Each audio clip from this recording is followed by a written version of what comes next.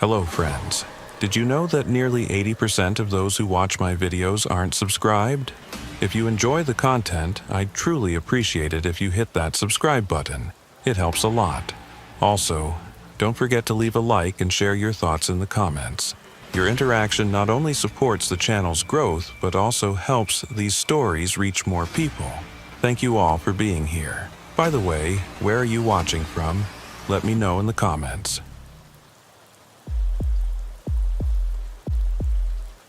The call came in at 4:37 a.m., which was never a good sign.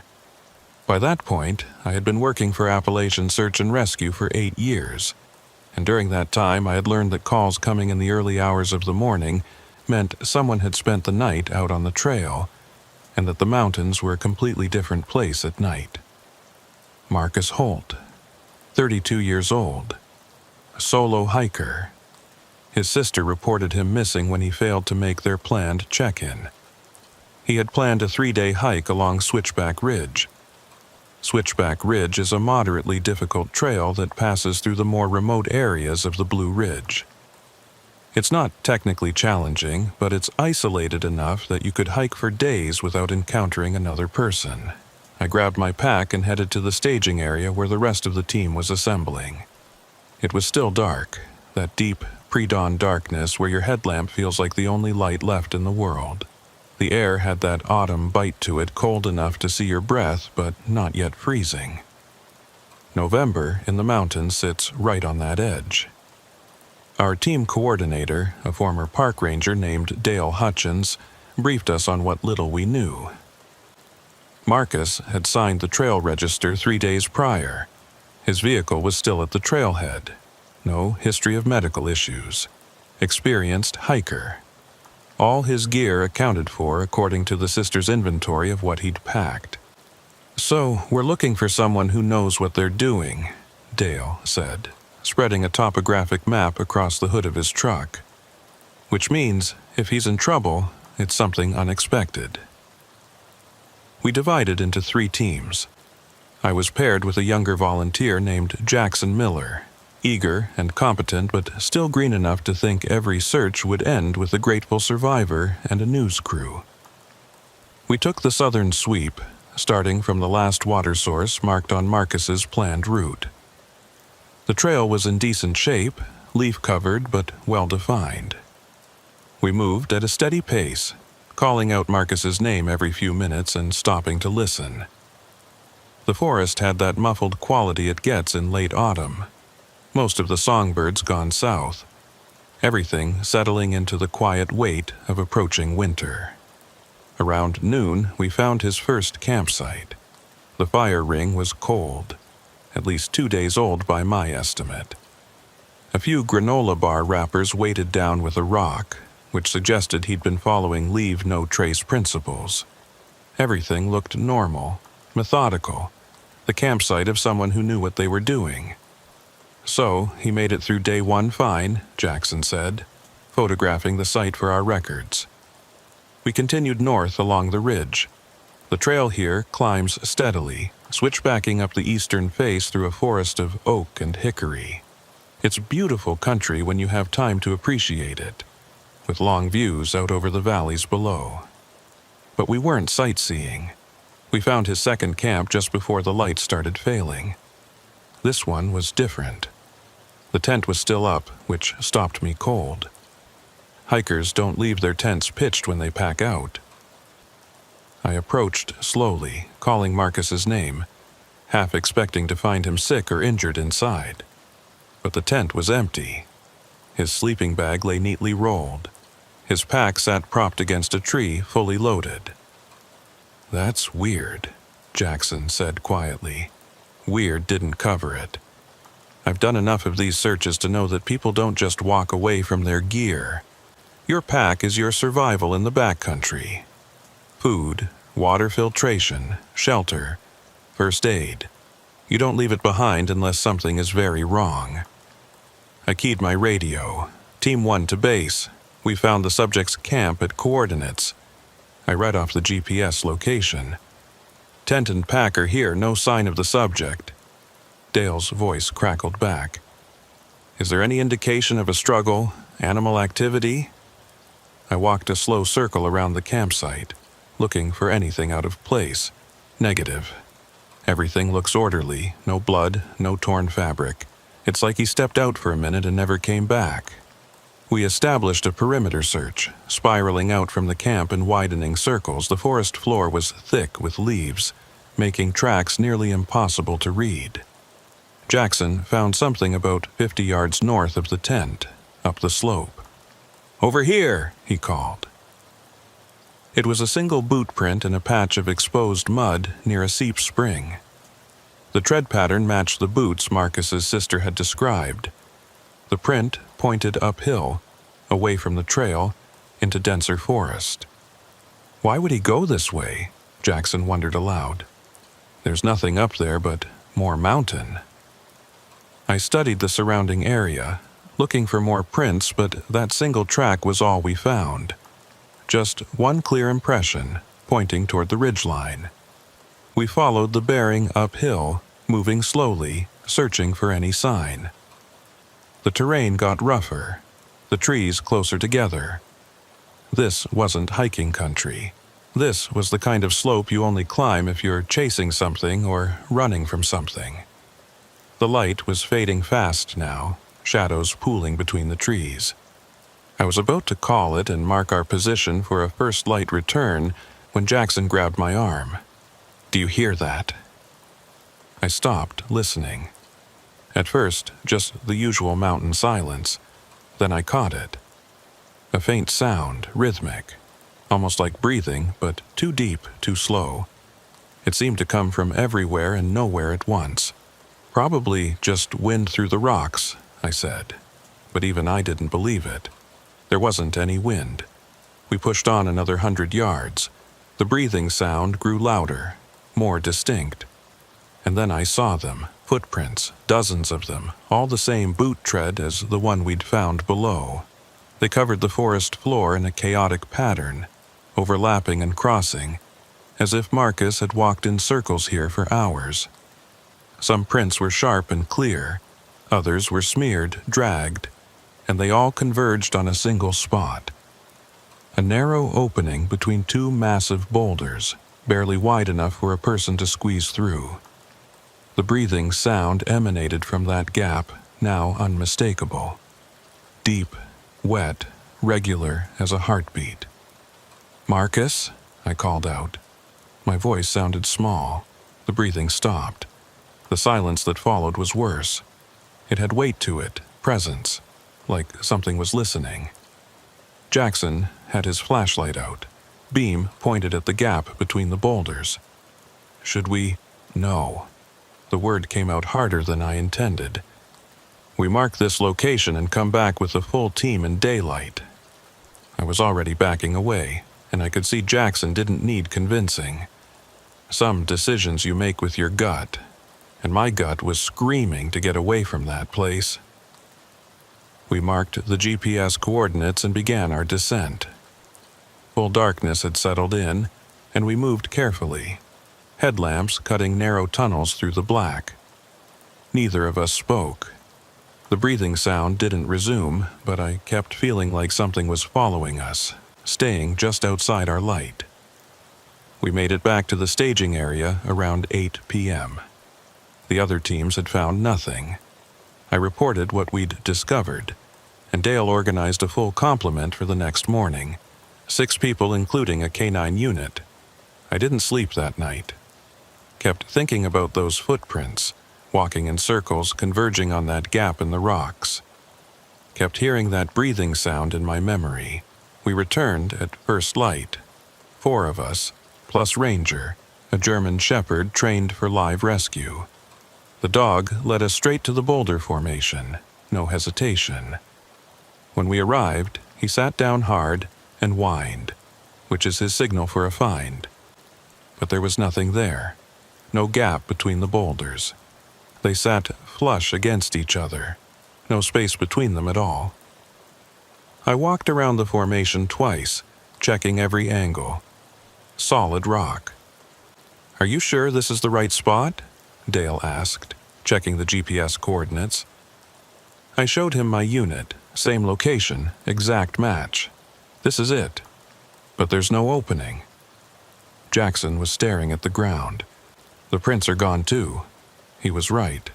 The forest floor looked undisturbed, just normal leaf litter, no footprints, no disturbed soil, nothing to indicate anyone had been here at all. We expanded the search pattern, working outward in careful grids. The K9 hit on nothing else. By midday, we'd covered every square foot within a quarter-mile radius. No sign of Marcus Holt.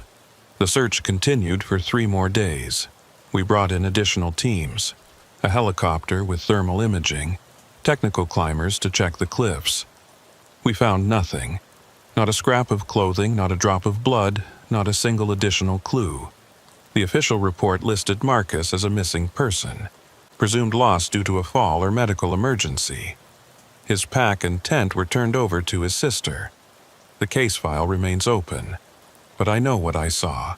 Those footprints were real, that opening was real, and that breathing sound was real. I've been back to that area twice since then, on my own time. Both times, I found the boulder formation easily enough. Solid rock, no gaps. But I did find one thing the second visit. Scratched into the surface of the northern boulder, barely visible unless you know where to look, were words. Fresh scratches, the exposed rock still lighter than the weathered surface. They read, "It keeps breathing." The letters were formed in Marcus Holt's handwriting. I know because I'd seen his signature on the trail register. I took photographs and sent them to the lead investigator. He called me back the next day and said the geologist he'd consulted confirmed the scratches were at least several decades old based on the weathering patterns. When I insisted they looked fresh, he suggested the mountain light can play tricks on perception. I didn't argue, but I also took out my pocket knife and made a small mark next to the inscription, a simple X, fresh and obvious. I went back last month, 6 months after I'd made that mark. The X was gone. The rock was smooth where I'd carved it. But there was a new line of text under the original inscription. It keeps breathing, and it knows your mark. I haven't been back since. The breathing sound, though. Sometimes I still hear it. Not in the mountains. At night, in my house, in that space between waking and sleep. Deep and wet and steady as a heartbeat. Coming from somewhere I can't see, from a gap that shouldn't exist. And sometimes I wonder if Marcus found what was making that sound, or if what was making that sound found him. The mountains keep their secrets close, and some questions don't have answers you'd want to hear anyway. Marcus Holt's case file sits in my office, officially cold but never closed. His sister still calls every few months asking if there's been any development. I tell her what I can, which isn't much.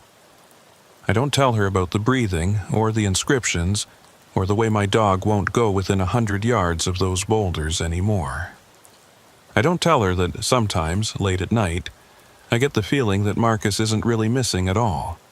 That maybe he's right where he wanted to be, on the other side of a gap that only opens for certain people at certain times. Or maybe he found something in those mountains that he shouldn't have found, and now he's part of the secret too, his footprints walking in circles forever in a place that exists just slightly to the left of our reality. I do know one thing for certain. The next time I hear that breathing sound, I won't be investigating. I won't mark coordinates or call for backup or bring search teams at first light. I'll walk away fast as I can, and I'll keep walking until the only sound I hear is my own heartbeat and the wind through the trees. Because whatever is breathing in that mountain, whatever opens and closes that gap in the rocks, whatever writes messages in stone that shouldn't be possible to write, it's not something that wants to be found. And it's definitely not something that should be disturbed. The mountains have rules older than the trails we cut through them, older than the names we give to peaks and ridges, older than human understanding. Break those rules at your own risk. Marcus Holt broke them, whether he meant to or not. I wonder sometimes if he regrets it. If wherever he is, on the other side of that breathing gap, he wishes he'd stayed on the trail like he was supposed to. If he dreams about walking down out of those mountains, finding his truck still at the trailhead, driving home to his sister who's waiting for a call that never came. Or if maybe he's grateful. If what he found in that place between the boulders was something he'd been searching for all along, even if he didn't know it. Either way, the mountains aren't giving him back. And I'm not going looking anymore. Some searches end with recovery. Some end with closure. And some end with the understanding that there are doors in this world that, once opened, can never be closed again. I think Marcus found one of those doors. I think he walked through. And I think something walked out. Because here's what I haven't told anyone. Not Dale, not the investigators, not even Jackson who was with me that first day. Ever since we found that campsite, ever since we followed those footprints up the mountain, I've been seeing tracks.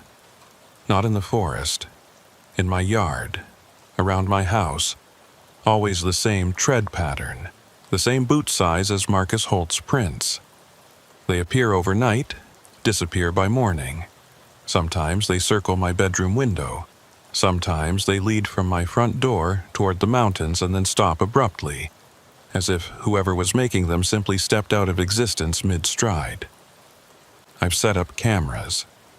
They catch nothing but darkness and static when the prints appear. I've tried following them. They always lead toward the mountains, always peter out at the same distance from my house, always in the direction of Switchback Ridge. Last week, I found a new print, right in the center of my kitchen floor, impossibly fresh, the mud still damp, even though my doors were locked and my alarm was set and no one could have gotten inside. Next to the print was a small pile of leaves, oak and hickory, the kind that cover the forest floor up on the ridge. And underneath the leaves was a note, handwritten on a scrap of paper torn from a trail map. It said, "The gap is opening again. It wants more than one." The handwriting matched the scratches on the boulder. Marcus Holt's handwriting. I burned the note, cleaned up the print and the leaves, reset my alarm and tried to convince myself it was a prank, a coincidence, anything rational. But tonight, as I'm writing this report, I can hear it again. That breathing sound. Deep and wet and rhythmic. It's not coming from the mountains this time. It's coming from my basement. And the door to the basement is opening, slowly, on its own. I can see the gap widening, inch by inch, and beyond it, nothing but darkness that seems to move and pulse with each breath. I should run, I should call for help, I should do anything but what I'm doing, which is standing here, frozen, watching that door open wider and wider, because part of me wants to know, wants to see what's on the other side, wants to understand what Marcus understood in his final moments on that mountain. The gap is wide enough now that I could step through. The breathing has stopped. In the silence, I can hear footsteps, coming up from the basement, slow, deliberate. The tread pattern, if I could see them, would match the boots Marcus Holt was wearing when he disappeared. The footsteps are getting closer, the door is fully open now, and I can see something emerging from the darkness below. It looks like Marcus. But it's not. I know it's not. Because Marcus is still in the mountain, on the other side of the gap, where the breathing never stops, and the footprints walk in circles forever, and the boulders open and close like a mouth. This thing wearing his shape, climbing my basement stairs, is something else entirely. Something that came through the gap. Something that followed the connection I made when I carved my mark into that boulder. Something that's been waiting for me to understand. The mountains keep their secrets. But sometimes, the secrets come home. It's at the top of the stairs now, It's looking at me with Marcus Holt's eyes. It's smiling with Marcus Holt's mouth. It's reaching out with Marcus Holt's hand. And it's speaking with a voice that sounds like breathing, deep and wet and ancient. It's saying, "Your turn to walk the circles." I should have stayed away from those boulders. I should have left the gap alone. I should have let Marcus Holt stay missing. But it's too late now. The gap is here, and it's opening, and I'm walking toward it. Because that's what happens when you mark the mountain. The mountain marks you back. They found the Rowan family's campsite on a Tuesday morning in late June. I remember because it was my daughter's birthday, and I'd promised her I'd be home for dinner. That promise, like so many others in this line of work, got broken. The campsite was at Timber Hollow, a popular family area with amenities and maintained trails. Not the kind of place where people go missing. The kind of place where the biggest emergency is usually a bee sting or a forgotten cell phone charger.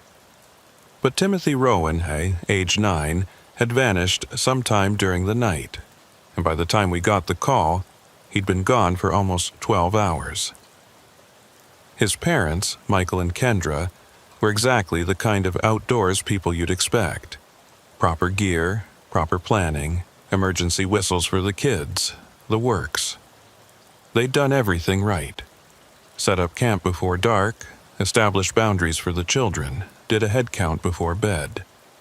Timothy had been sleeping in the tent with his older sister when she woke up around 2 a.m. and realized he was gone. I arrived with the first response team around 7. The morning was already hot, humidity thick enough to swim through. The kind of weather that makes a search harder because scent disperses fast and tracks don't hold in the dry soil. Michael met us at the trailhead, and I could see he hadn't slept. His hands shook as he showed us the map, pointing out where their tent was pitched. "He wouldn't just wander off," Michael kept saying. "Timothy knows better. We've been camping since he was 3. He knows the rules." The rules. Every parent thinks their rules are enough. The mountains don't care about rules. We set up our search grid with the tent as the central point. Timothy's sister Emma said he'd been in his sleeping bag when she fell asleep around 10 p.m. No sounds during the night, no disturbance.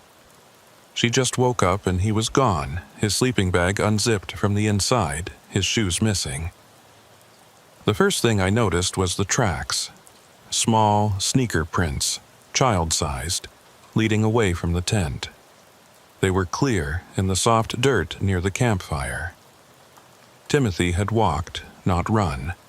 No signs of being dragged or carried. Just walked out into the darkness like he had somewhere to be. The prints led north, away from the established campground, toward the denser forest. We followed them carefully, marking each track with a flag so we wouldn't lose the trail. The prints were steady, purposeful. Every 15 feet or so, perfectly measured steps, like Timothy was counting them out. After about a quarter mile, the tracks reached a creek. The water was low, barely 6 inches deep, easy to cross. Timothy's prints went to the water's edge and stopped. "He crossed here," said Carter Boone, the team's best tracker. He waded across, searching the opposite bank. After 10 minutes, he found the continuation. "Got them." He came out about 20 yards downstream. We continued following the trail. The forest here was thick second-growth oak and poplar, the understory choked with rhododendron. Not easy terrain for a 9-year-old in the dark, but the prints kept going, steady as before, like Timothy could see perfectly well, or like something was guiding him. We followed those tracks for 3 hours, climbing gradually upslope. The terrain got rougher, rockier. Several times we lost the trail on patches of stone, but Carter always found it again, picking up a partial print in moss or a disturbed leaf pile. Around noon, we reached the tree line. That's the elevation where the forest changes character. where the hardwoods give way to stunted spruce and fir, where the trees thin out and the wind starts to bite even in summer. In the Appalachians, the tree line isn't as dramatic as out west, but it's still a boundary, a threshold. The prince led right up to it and stopped. Not at the tree line itself, but exactly 3 feet before it, as if Timothy had hit an invisible wall. The last prints were deep, like he'd been standing there for a while, weight shifting from foot to foot. Then nothing. He turned around, Carter said, studying the ground. Has to have. Can't just disappear. But there were no prints leading back. We searched in expanding circles, checking every inch of ground. The soil here was thin over bedrock, not ideal for tracks, but we should have found something. A scuff mark, a disturbed stone, anything, nothing. I keyed my radio. Team leader to base. We've tracked the subject to approximately 3,200 feet elevation, just below the tree line. Trail goes cold, requesting additional resources and air support. While we waited for backup, I walked the tree line, looking for any sign. The boundary between the forest below and the sparse growth above was distinct, almost like a line had been drawn. On the upslope side, the trees were twisted, wind-warped, stunted. On the downslope side, full and green. That's when I noticed the marks. Carved into the bark of several trees right at the boundary line were symbols. Not natural weathering, not random scratches. Deliberate carvings, old enough that the bark had started to grow around them, but not so old that they were illegible. They looked like eyes. Dozens of eyes, all facing downslope, all watching the forest below. "Carter," I called, "come look at this." He examined the carvings, frowning. I've never seen anything like that. Could be old trail markers. Markers don't have pupils." We documented the symbols with photographs and GPS coordinates. There were 17 trees marked, forming a rough semicircle around the spot where Timothy's tracks had ended. The helicopter arrived an hour later, equipped with thermal imaging. They flew a grid pattern over the entire area, scanning for heat signatures. Nothing. No sign of Timothy, no sign of any human activity at all above the tree line. We expanded the ground search, bringing in 2 more teams and a canine unit. The dogs picked up Timothy's scent at the campsite and followed it along the same path we'd tracked, but when they reached the tree line, both animals stopped cold. Refused to go further. The handler tried encouraging them, even carried them across the boundary, but they just whined and pulled back toward the forest. "Never seen them act like this," the handler said. "They're trained to work in any terrain." By nightfall, we'd found nothing new. The command post was set up back at the campground, and I briefed the parents on our progress. They took it about as well as you'd expect. Kendra kept asking how Timothy could just disappear. Michael wanted to know why we weren't searching above the tree line. "We are," I assured him. "The helicopter's doing another pass at first light, and we'll have teams on the ridgeline by dawn." What I didn't tell him was that I didn't think we'd find Timothy above the tree line, because whatever had happened to that boy had happened right at the boundary, in that 3-foot space between his last footprint and the stunted spruce ahead. I volunteered for the overnight watch shift, which meant staying at the search perimeter to coordinate any late-night developments. Around 2 a.m., sitting in my truck with a thermos of coffee going cold, I saw something. A light. High up on the slope, right around where the tree line was. It bobbed and weaved, too irregular to be a fixed beacon, too steady to be a firefly. I grabbed my radio to report it, then stopped, because the light was moving downhill, descending from above the tree line. I got out of my truck and watched. The light came lower, passing behind trees, disappearing and reappearing. It was moving fast, faster than someone could hike that terrain in the dark. When it got close enough, I could see it wasn't a flashlight. It was more like a glow. Bioluminescent, greenish-white, pulsing gently. It reached the tree line and stopped. For a long moment, the light just hung there, swaying slightly. Then it moved again, but not down into the forest. It moved horizontally, tracing the tree line, passing from one marked tree to the next. At each carved tree, the light paused, brightened, then moved on. I should have been scared, should have called for backup, should have done anything except what I did, which was walk toward it. I made it maybe 50 yards up the slope before my radio crackled to life. All units, we have a development at the command post. Report back immediately. The light vanished the instant the radio spoke. Just winked out like it had never been there. I returned to find the campground in chaos. Michael had gone missing. According to Kendra, he'd left the tent around 1:30 to use the restroom and never came back. They'd searched the immediate area and found his flashlight lying on the ground near the tree-line path. Still on, pointed upslope. We organized an immediate search. This time we had 3 missing persons, if you counted the original boy, and a growing sense that something was very wrong with this entire situation. We found Michael 2 hours later. He was sitting at the base of one of the marked trees, right at the tree line, in the exact spot where Timothy's tracks had ended. His eyes were open but unfocused, staring up into the sparse trees above. He didn't respond when we called his name. It took 3 of us to move him. He wasn't unconscious, wasn't injured, just absent. Like his body was there, but Michael had gone somewhere else. The paramedics loaded him into an ambulance.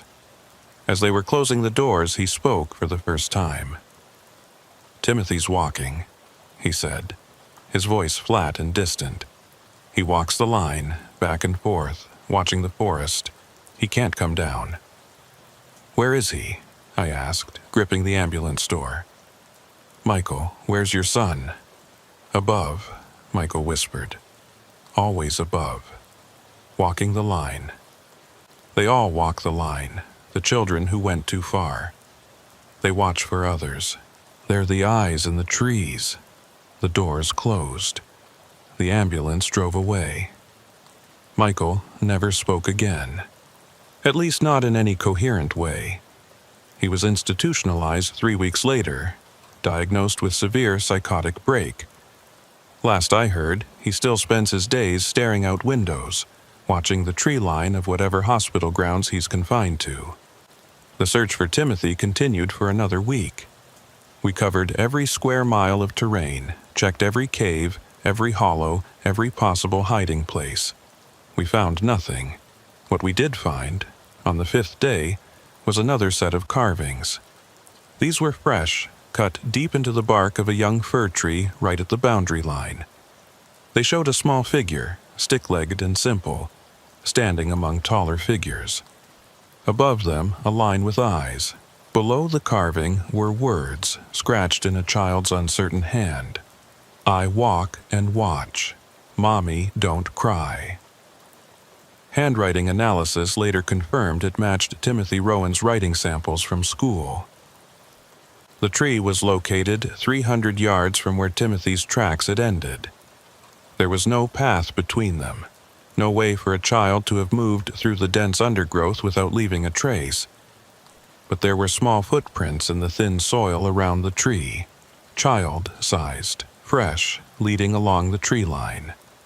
We followed them for as long as we could, but they were inconsistent, appearing and disappearing seemingly at random, always staying within a few feet of the boundary between the full forest and the sparse growth above. After 2 miles, we found another carved tree. Different symbols this time, but the same message underneath. "I see you looking. I'm okay. Tell Emma I'm sorry." The writing was Timothy's. The carving was still wet with sap, done within the last few hours. But we had teams covering every section of the tree line. No one had seen a child. No one had seen anyone. On the 8th day, the official search was called off. Timothy Rowan was classified as a missing person, presumed deceased due to exposure or accident. Kendra took Emma and moved back to Virginia. She didn't attend the memorial service the town held. I was there, though, standing in the back, listening to people talk about what a bright boy Timothy had been, what a tragedy it was, how the mountains can be unpredictable. None of them knew the truth. None of them had seen what I'd seen. After the service, I went back up to the tree line. Alone, I'm not sure what I was looking for. Closure, maybe. Answers. Something to make sense of it all. I found Timothy. Not his body, but I found him. He was standing among the stunted spruce, maybe 20 yards above the tree line, perfectly still. He wore the same clothes he'd disappeared in, his yellow t-shirt and blue shorts, his red sneakers. "Timothy?" I called. He didn't respond. Didn't even acknowledge that he'd heard me. I started climbing toward him, but the instant I crossed the tree line, he moved. Not walking, not quite. He sort of shifted, like a glitch in reality. One moment there, the next moment 10 yards further along the slope, still standing, still watching. I tried to follow, but every time I got close, he'd shift again, always maintaining the same distance, always staying above the boundary. After an hour of this, I gave up, sat down on a flat rock and just watched him. He stood there, motionless, for a long time. Then, slowly, he turned his head to look at me. His eyes were wrong, not the eyes of a 9-year-old boy, not even human eyes. They were carved eyes, like the symbols on the trees, flat and wooden and watching. He opened his mouth, and when he spoke, his voice had the quality of wind through hollow trees. "I can't come down," he said. "None of us can. Once you cross the line walking up, you walk the line forever. We watch for the others. We warn them, but they never listen. Children never listen." "What are you?" I asked. "The boundary," Timothy said. "The threshold. The line that can't be uncrossed. We walk and we watch and we wait for the line to move. When it moves, we move with it. We're part of the mountain now. Part of the watching." "How many of you are there?" He tilted his head, considering. 13 this century, 47 before, more coming. The line is always hungry." I wanted to ask more, wanted to understand, but Timothy was already shifting away, moving along the tree line with that impossible glitching motion. I watched him go, watched him disappear among the twisted trees, and then I climbed back down into the full forest, crossed the boundary, and didn't look back. That was 4 years ago. I still work search and rescue in these mountains, but I don't take calls near the tree line anymore. I transfer them to other teams, other jurisdictions, any excuse I can make. Because I know what's up there now. I know what happens to the children who climb too far, who cross the boundary walking up without understanding what it means. They become the watchers, the eyes in the trees, the warning that no one heeds. I've seen them since, on other searches, other mountains. Always at the tree line, always watching, always with those carved wooden eyes. Sometimes I recognize them from old missing persons reports. A girl who vanished in '87, a boy from 2001, children who went into the mountains and never came back. They're all up there, walking the line, marking the trees, watching the forest below. And sometimes when I'm working a search near that boundary, I feel them watching me specifically. I hear their voices in the wind, all speaking together. Stay below the line, don't climb at night, don't cross the boundary walking up. The line is hungry, the line is always hungry. Last month, I got a call from Kendra. Emma, now 13, had been having nightmares. The same nightmare every night for the past week. In the dream, she's hiking with her family. They're climbing toward the tree line. Timothy is walking ahead of them, leading the way. When they reach the boundary, he turns around and speaks. "Come on," he says. "It's beautiful up here. You can see everything. Come walk with me." And in the dream, Emma follows him, crosses the line, starts walking the boundary. And she can't stop. She walks and walks and walks, marking the trees as she goes, carving eyes that will watch forever. She wakes up exhausted, her feet dirty, like she's been walking all night.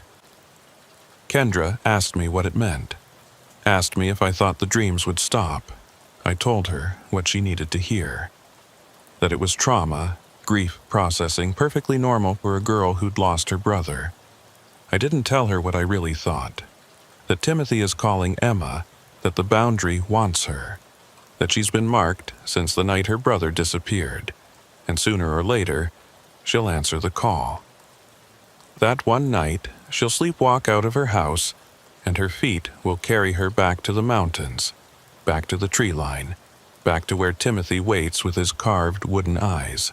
And she'll cross the boundary walking up, and she'll walk the line forever, watching the forest below, warning others who never listen. Because that's what the boundary does. It takes children who wander too far. It makes them into watchers. It feeds on their innocence and their wonder and their terrible mistake of thinking the mountains were safe. I wanted to warn Kendra.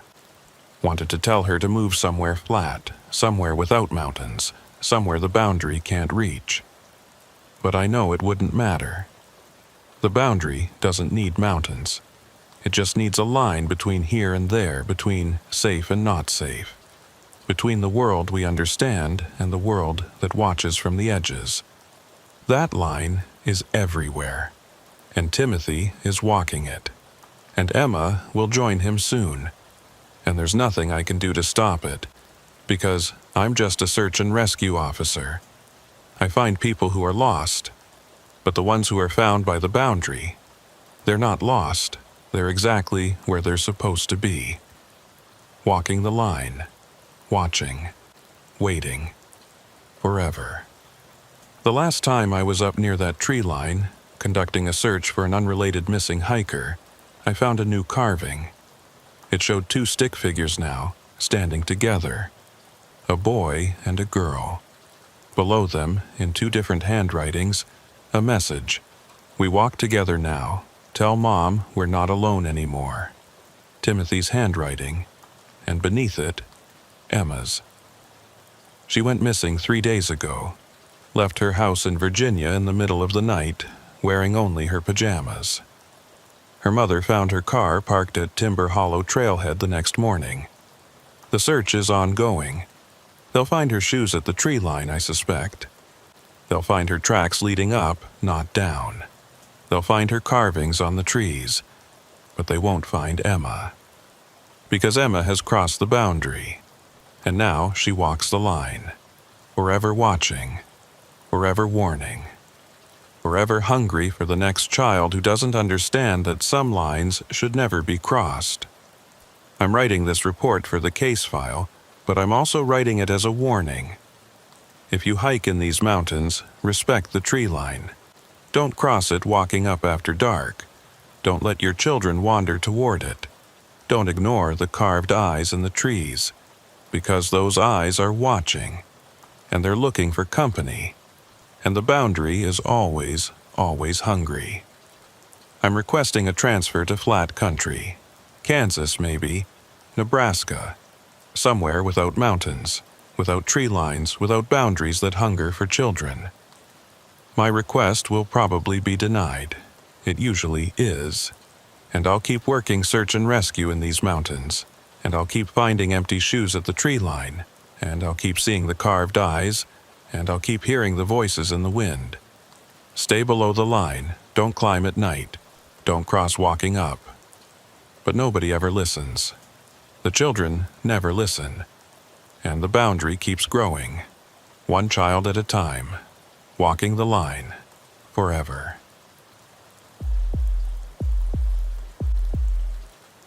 The thing about memory is that we trust it more than we should. We assume our brains record events like a camera, faithful and true. But memory is a liar, and sometimes what comes back from the mountains isn't the person who went in, even if they're wearing the same face. This case started like 100 others I've worked. 3 young adults, early 20s, went into the backcountry for a weekend camping trip. Due back Sunday evening. When they didn't show Monday morning, one of their roommates called it in. Their names were Devin Hayes, Mackenzie Caldwell, and Robert Bobby Hutchins. All local to the area, all experienced with the outdoors. They'd filed a trip plan with the ranger station listing their intended route through the Ravens Fork Wilderness, a moderately trafficked area with good trails and established campsites. They should have been fine. I joined the search team Tuesday morning. We found their vehicle at the trailhead exactly where it was supposed to be. No signs of trouble, everything locked up properly. Inside were the keys and a note on the dashboard. Back Sunday by 6 p.m. If we're late, we probably just stopped for beers. The note was dated Friday. It was now Tuesday. We followed their planned route, a 12-mile loop that would take most hikers 2 to 3 days at a comfortable pace. The trail was well marked, the weather had been clear all weekend, and there were no obvious hazards. Just a routine trip that had somehow gone wrong. We found their first camp around noon, about 4 miles in. Standard setup, fire pit properly constructed, no trash left behind. Everything suggested experienced campers who knew what they were doing. The second camp, intended for Saturday night, was empty. They'd never made it there. We backtracked, searching the trail between the 2 camps. That's when we found the divergence point. About 2 miles past their Friday camp, a faint game trail branched off the main path, heading deeper into the hollow. Someone had marked it with a small cairn of stones and a torn piece of orange flagging tape. "That's not official trail marking," noted Hayes, one of our senior members. "Hunters, maybe?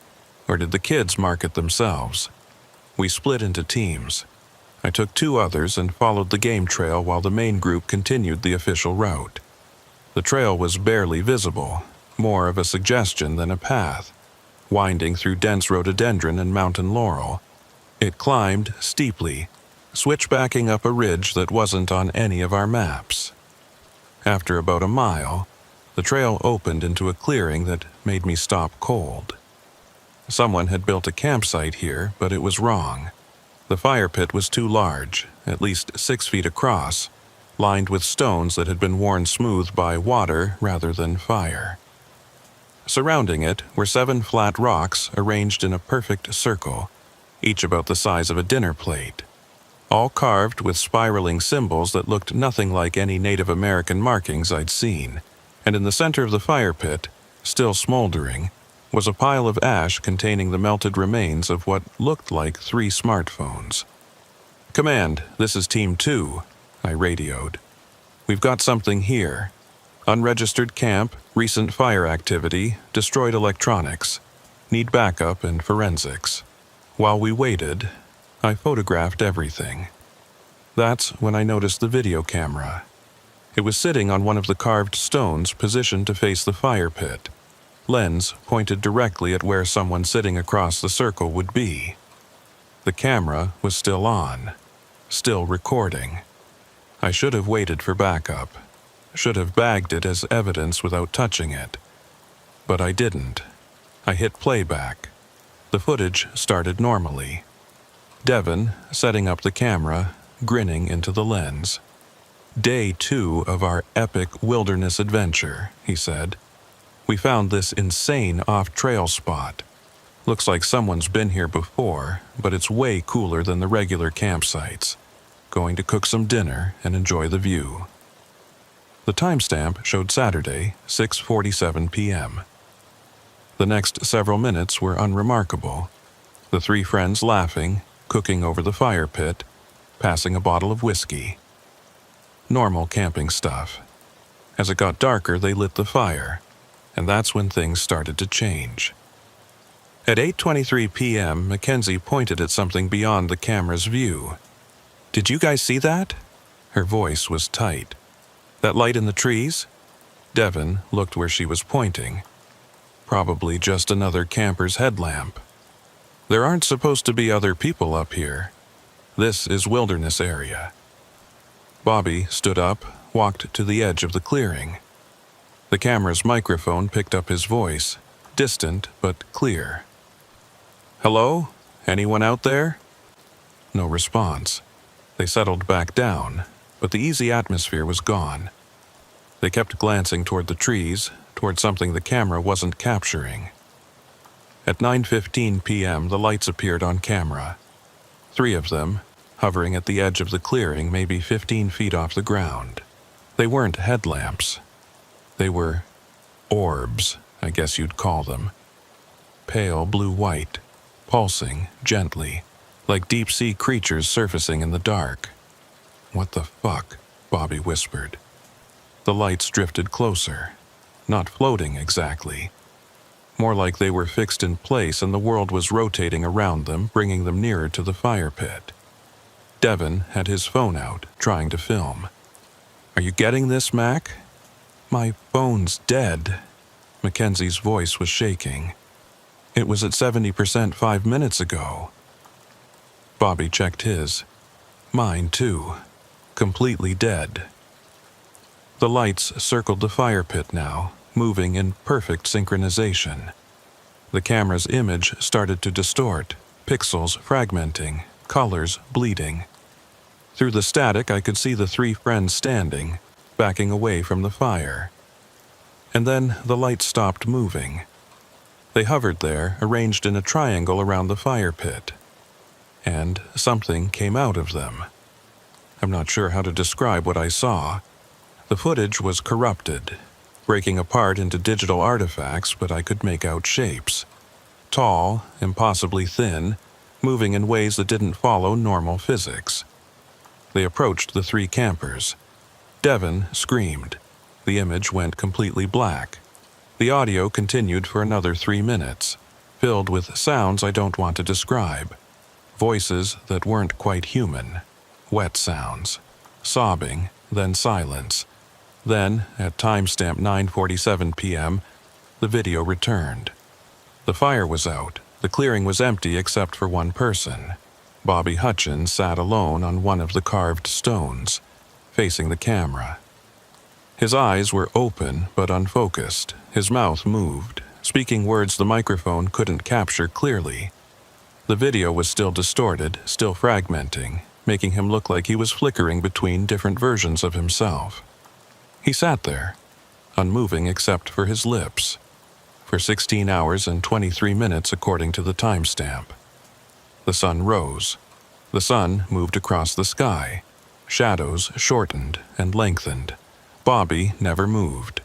At 2:10 p.m. Sunday, he stood up, walked to the camera, and turned it off. The playback ended. I was still staring at the blank screen when the backup team arrived. I showed them the footage. We bagged the camera as evidence and expanded the search pattern, looking for Devin and Mackenzie. We found Bobby Hutchins 3 hours later. He was walking down the main trail, about a mile from the trailhead, moving steadily but mechanically. When we called out to him, he didn't react. We had to physically stop him to get his attention. His eyes didn't focus on us. He looked through us, or past us, at something we couldn't see. "Bobby?" I touched his shoulder. "Bobby, where are Devin and Mackenzie?" "We camped," he said, his voice flat and emotionless. "We saw lights. We came home." "Where are your friends?" "They came home too. We all came home. Everything is normal." But it wasn't. Bobby was the only one walking down that trail. Devin and Mackenzie were still missing. The paramedics checked him over. Physically unharmed, no injuries, no signs of exposure, just profound shock and what they called dissociative fugue. They transported him to the hospital while we continued searching. We never found Devon or Mackenzie. We found their backpacks at the clearing, contents undisturbed. We found their sleeping bags, their food, their gear. Everything except the people themselves. The search continued for 2 weeks. We covered every inch of the surrounding wilderness. Brought in cadaver dogs, technical climbers, cave rescue teams. Nothing. The camera footage was analyzed by specialists. They confirmed what I'd seen but couldn't explain it. The distortions were unlike any known technical glitch. The lights didn't match any natural phenomenon. And the shapes, the things that came out of those lights, couldn't be identified. Bobby Hutchins was kept in the hospital for psychiatric evaluation. He maintained the same story, never varying in the details. They had camped, they had seen lights, they had come home. All 3 of them. When pressed about where Devon and Mackenzie were, he seemed genuinely confused. "They're home," he'd say. "We all came home together. I can see them right now. Can't you see them?" The doctors diagnosed him with severe delusional disorder brought on by trauma. But here's the thing that bothered me, the thing that still bothers me. Bobby would describe, in perfect detail, conversations with Devon and Mackenzie. Current conversations, happening in real time. He'd laugh at jokes they'd supposedly just told. He'd respond to questions they'd supposedly just asked. And sometimes, just for a moment, the hospital staff would report seeing shadows in Bobby's room. 2 shadows, person-shaped, standing on either side of his bed. Shadows that were there when only Bobby was in the room. Shadows that shouldn't exist. The case officially remains open. Devon Hayes and Mackenzie Caldwell are listed as missing persons. Bobby Hutchins was released from psychiatric care after 6 months, deemed stable enough for outpatient treatment. He moved back to his apartment, back to his life. Back to normal, or as normal as someone who spent 16 hours sitting motionless in the woods can be. I interviewed him one last time, unofficial, 3 months after the incident. I needed to understand, needed him to tell me something that would make sense of it all. We met at a coffee shop. Bobby seemed fine, functional. He'd put on weight, looked healthy. Smiled when he saw me. "How are you doing?" I asked. "Great," he said. "Really great. Devon and Mac are doing well too. We're planning another camping trip actually. Bobby," I kept my voice gentle. "Devon and Mackenzie are still missing. They've been missing for 3 months." He looked at me with perfect sincerity. "No, they're not. They're right here." He gestured to the empty chairs on either side of him. "Mac is drinking a latte. Devon got a muffin. We're just catching up, talking about work, normal stuff." I looked at the empty chairs, looked back at Bobby. His expression was calm, certain. Not the expression of a delusional person, but of someone stating simple fact. "What happened in that clearing?" I asked. "What did you see?" Bobby's smile faded slightly. "We saw what we weren't supposed to see. We went somewhere we weren't supposed to go, and when we came back..." He paused, searching for words. "Not all of us fit back into the world properly." "What does that mean?" "Devon and Mac, they're here. They're with me. I can see them, hear them, touch them, but they're not..." He struggled. "They're not in the same space as everyone else anymore. They're in a space beside this one, next to it, overlapping it. And you can access that space. I never left it." Bobby looked directly at me, and for just a moment his eyes seemed wrong, too dark, too deep. "When those lights came, when those things took us, they brought us to the space between. Most of me came back here, but part of me is still there. And all of Devon and Mac are still there. So I see them there, and they see me here, and we're together, but separate. Why didn't you tell the doctors this?" I did. He smiled again, that easy, empty smile. "They didn't believe me. Thought I was crazy. Maybe I am. Maybe you are too for listening." He stood up, gathering a coffee cup I hadn't seen him order. "We should go. Devin needs to get to work." He walked toward the door, then paused and turned back. "You should destroy that camera footage," he said quietly. "Don't let anyone else watch it. The space between, it's looking for that clearing now. Looking for more people to bring over. The footage is like a beacon. We can't destroy evidence. Then don't watch it. Don't let anyone watch it. Because every time someone views those lights, the space between gets a little wider, a little easier to fall into." He left.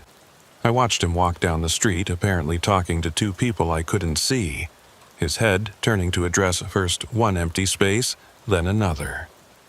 I went back to the station and checked on the camera. It was in evidence lockup, cataloged and sealed.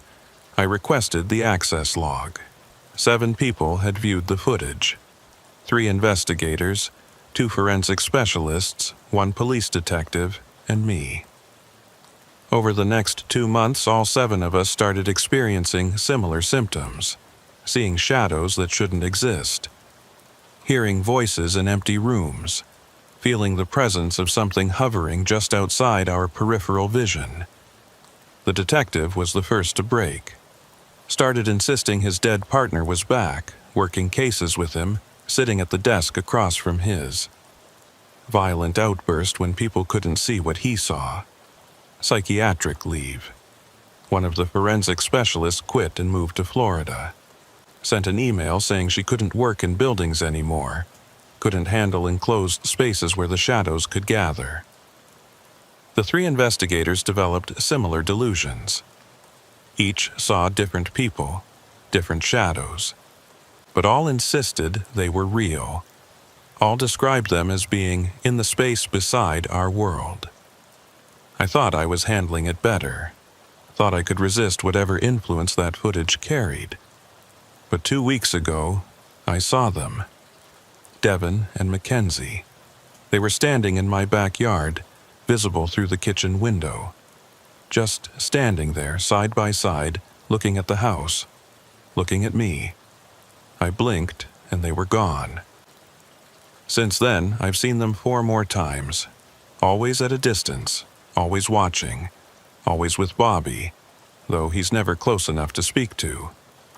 Yesterday, I saw something worse. I saw my daughter. She's alive, living 3 states away, calls me every Sunday. But I saw her standing with Devin and Mackenzie, translucent in the fading evening light, wearing clothes I've never seen her wear. When I called her, panicking, she answered immediately. She was fine, at work, normal day, but I know what I saw. I know that somewhere, in the space beside this one, there's a version of my daughter who exists in that half-world with the missing campers and the shadows and the things that came out of the lights. And I'm starting to see that space more clearly, starting to notice the overlaps, the places where our world and that other space touch. The camera is still in evidence. I've recommended it be destroyed, but there's process, procedure. It'll be months before that happens, if it happens at all. In the meantime, the space between grows wider. More people watch the footage. More people start seeing the shadows. More people begin to slip between the worlds, 1 foot in reality and 1 foot in that other place where the lights still burn and the things still hunt. Bobby was right. We shouldn't have watched it. But it's too late now. The space between has us. All of us who saw those lights, even secondhand through a camera lens. We're being pulled over, inch by inch, day by day. Soon we'll be like Bobby, living in both spaces at once, seeing things that aren't there but are. Talking to people who are missing but are ain't. Soon we'll all be camping in that clearing, forever caught in that moment when the lights appeared and something came out of them. Devin and Mackenzie are waiting for us there. And Bobby is the bridge between their world and ours, the living proof that you can come back but never really leave. I'm writing this report not as an official case file but as a warning. If you ever find that clearing, don't camp there. If you ever see unexplained lights in the wilderness, don't approach them. If you ever encounter someone who came back from the mountains but seems off, wrong, like they're looking at something you can't see, don't ask them what they see. Because once you know about the space between, once you become aware of it, it becomes aware of you, and it wants you to cross over. It wants you to join the others in that overlapping world where nothing is quite real and nothing is quite false, where you exist in the margins of reality, visible only to those who've also been touched by the lights. I can see them right now, actually. Devon and Mackenzie standing at the edge of my property, and Bobby with them, smiling, waving, inviting me to come camping, inviting me to see the lights again, inviting me to join them in the space between. I think I'm going to accept, because the alternative is living in this world where I know they exist, but can't reach them, where I see them constantly but can't interact. At least in the space between, we'll all be together. At least there, it'll make sense. At least there, the lights will explain everything. I'm going back to that clearing. Tonight. And I'm bringing the camera, and I'm going to watch the footage one more time, with the volume all the way up, with my full attention.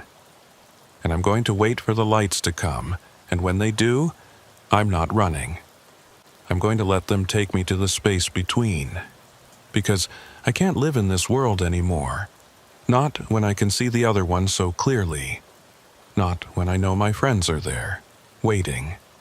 Not when I know that Bobby was right all along. We all came home, just not to the same home. The lights are calling. The space between is opening, and I'm walking through. See you on the other side.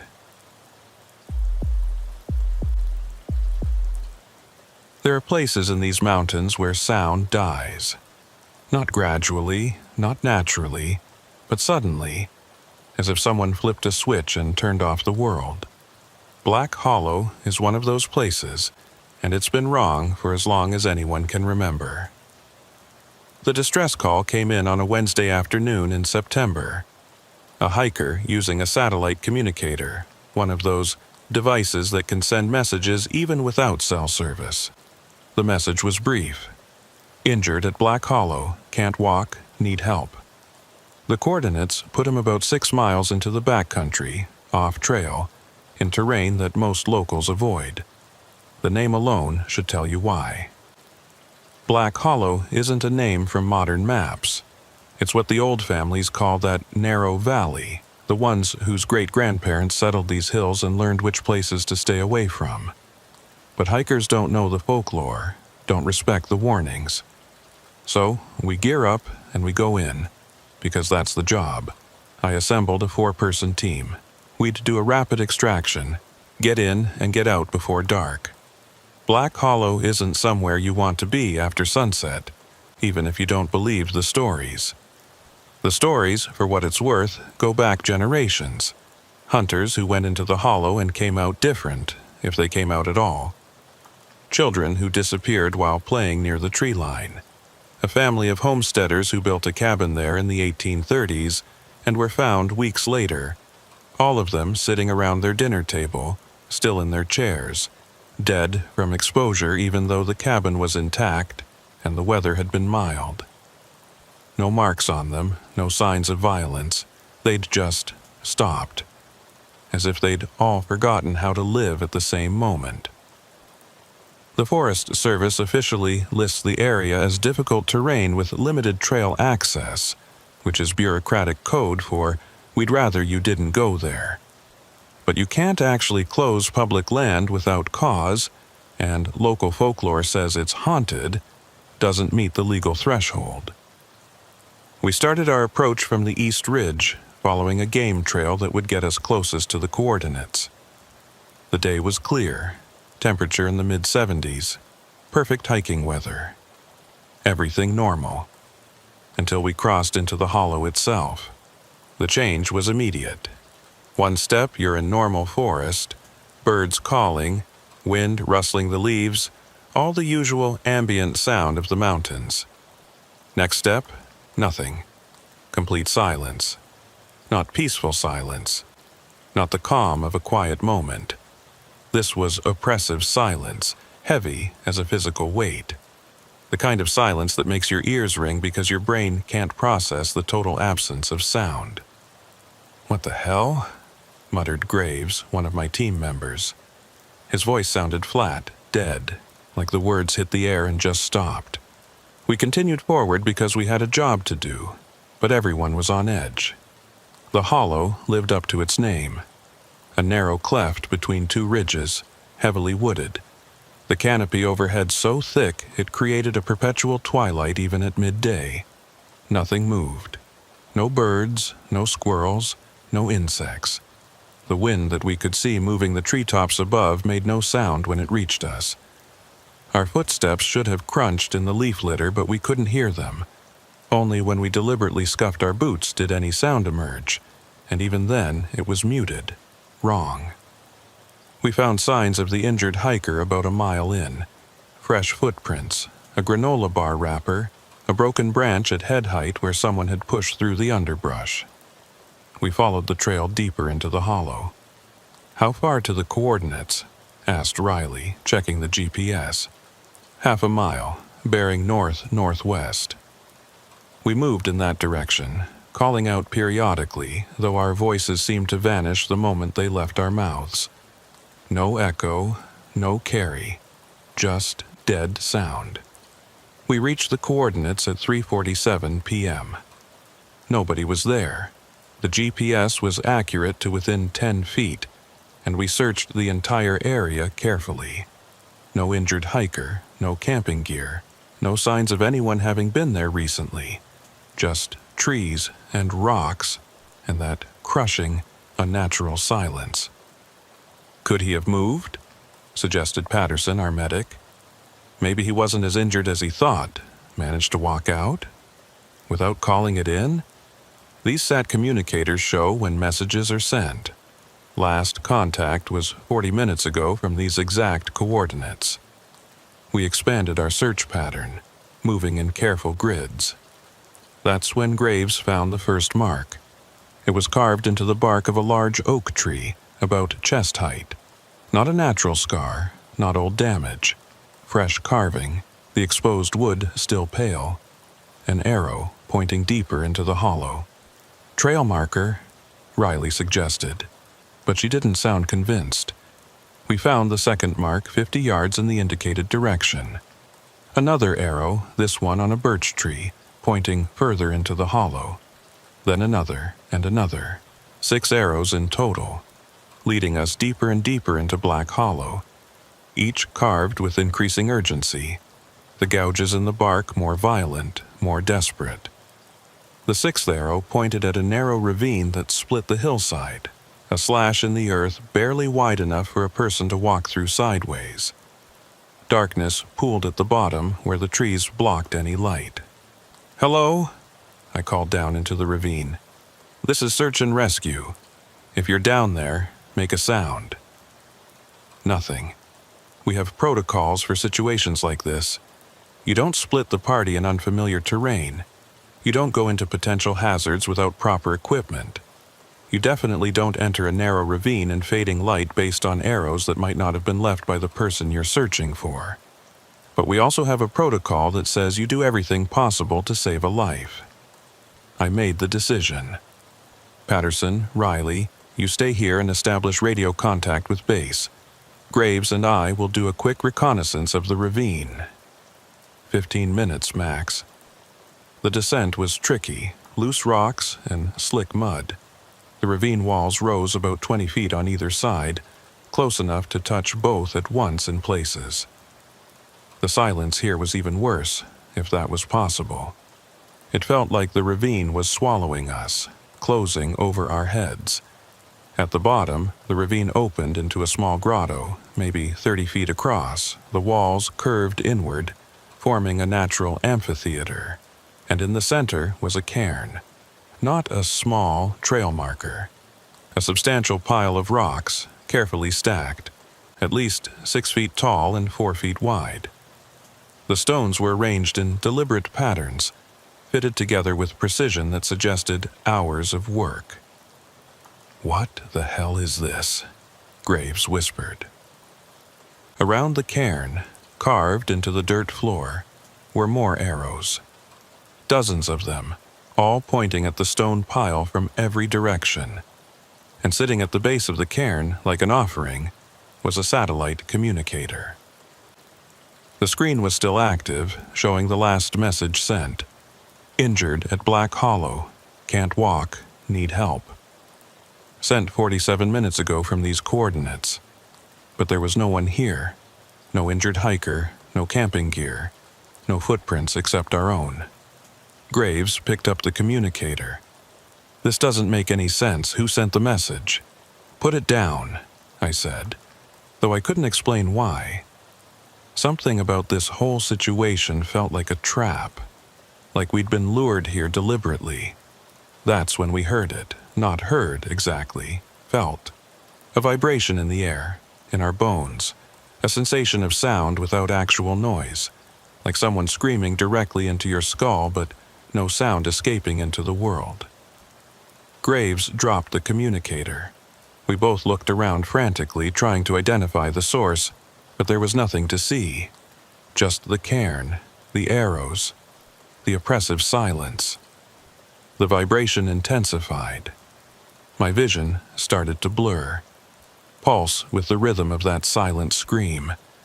Graves had his hands over his ears, even though there was nothing to block out. And then the cairn moved. Not collapsed. Moved. The stones shifted, reconfigured themselves, changing pattern. Like watching time-lapse footage of erosion, but happening in seconds. When it stopped, the cairn had changed shape.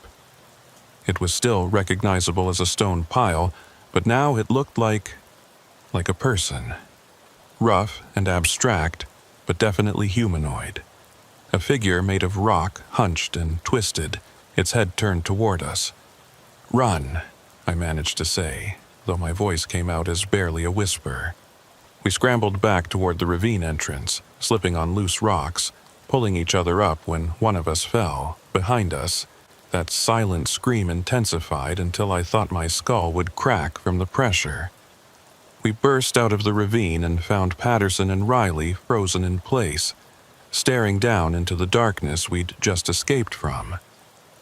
"Did you hear that?" Patterson asked. Her face was pale. "Hear what?" "The screaming. It was so loud. How could you not hear it?" "There was no sound," I said. "The hollow is silent." "No, I heard it too," Riley insisted. "Someone screaming for help, echoing out of the ravine. That's why we were about to come down after you." Graves and I looked at each other. We'd felt the scream, experienced it as a pressure and vibration, but we'd heard nothing. Yet Patterson and Riley, standing outside the ravine, had heard it as actual sound. "We need to leave," I said. "Now. This isn't a rescue situation. This is... I don't know what this is, but we need to go." We didn't argue protocol. We just moved, fast as we could, retracing our path back toward the hollow's entrance. As we walked, the silence seemed to follow us, expanding, pushing at our backs. We passed the 6 arrow trees. Except now there were 7, then 8. We kept finding new arrows, appearing on trees we'd already passed, pointing back the way we'd come, pointing toward the ravine, pointing toward the cairn. "Don't look at them," I ordered. "Just keep moving." We made it out of Black Hollow as the sun was setting. The moment we crossed the boundary, sound returned like someone turned the volume back up. Bird calls, wind, our own labored breathing. The normal noise of the world, suddenly precious. We didn't stop until we reached the staging area. I filed a report, carefully documenting what we'd found. The satellite communicator with its mysterious message. The carved arrows. The cairn, the silent scream that 2 of us felt and 2 of us heard. The next day, a full investigative team went back into Black Hollow. They found the ravine easily enough and the grotto at the bottom. But there was no cairn, no arrows, no satellite communicator. Just bare dirt and stone, undisturbed. The investigation concluded that the original distress call had been a false alarm or equipment malfunction. No missing person was ever reported. No satellite communicator matching the one I'd seen was registered in the area. Officially, nothing happened in Black Hollow that day. Unofficially, I know what we found. And I know it's still there, waiting. Because I've been back. Twice. Not officially, not with teams or equipment. Just me, trying to understand. Trying to make sense of what we experienced. The first time, I found the arrows again. Fresh carvings, same trees, pointing toward the ravine. I followed them all the way to the grotto. The cairn was there, but it had changed. Now, it clearly resembled 4 human figures, huddled together, formed from carefully stacked stones. I left before dark. The second time, 3 months later, I brought a camera. Documented everything. The arrows, the ravine, the cairn. The cairn had changed again. Now it showed 5 figures. When I developed the photos, they were all overexposed, blown out with white light, even though I'd used correct settings and the light in the hollow had been dim. Every single image was useless, except one. The final photo, taken of the cairn from about 10 feet away, showed clearly. The 5 stone figures were visible, huddled together, and in the background, barely visible in the shadows of the ravine wall, were actual people. 5 of them standing perfectly still, watching me take the photo.